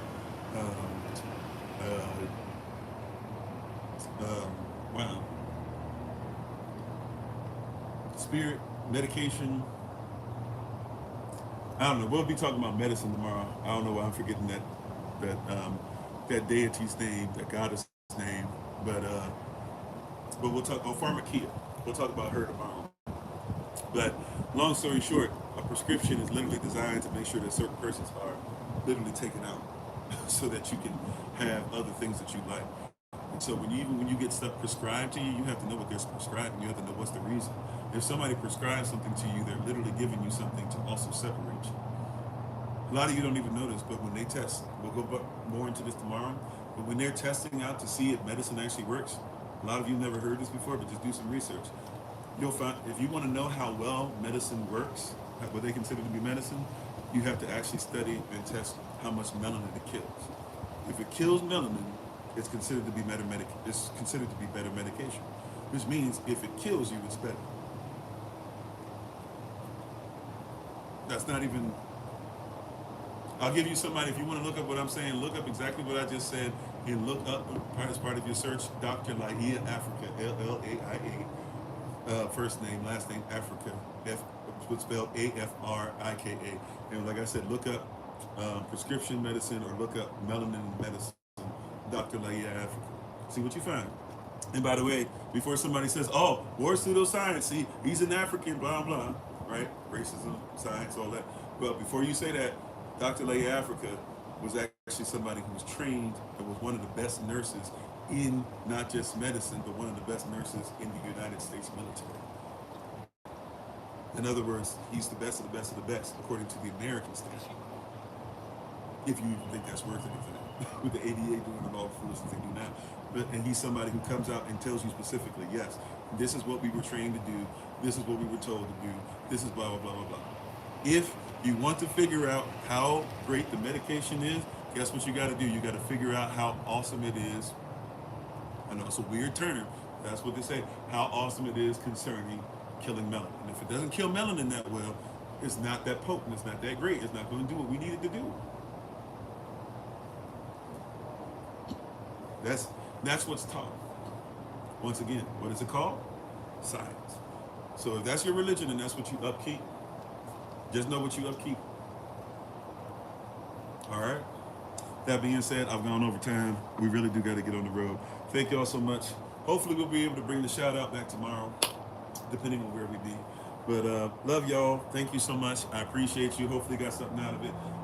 As usual, it takes us a little time to go this time, just because, once again, we're talking about the religion of science, and persons don't like it when you talk about they got to have faith in this stuff, and they don't care about the works. They don't care about how I got there. They just said I got to keep getting this belief system. But hey, if they can give their belief system like they do and mess up our people's mind, then I don't mind giving up the belief system of what Yah says, so we can make sure that we clean it up and make sure that our mind is more lawful, universally, and eternal.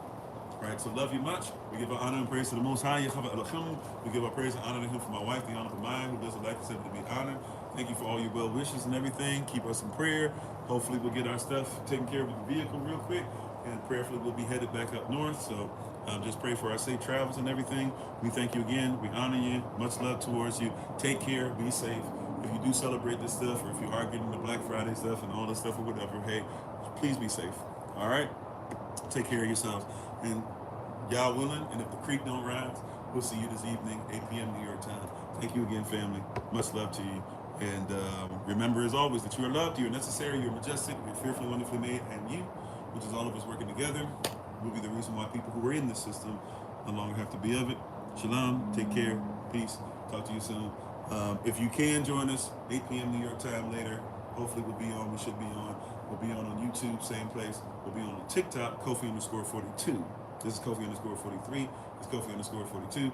Babe, it's 11:11. All right, love y'all. Talk to you soon. We got to get ready to check out. All right, peace.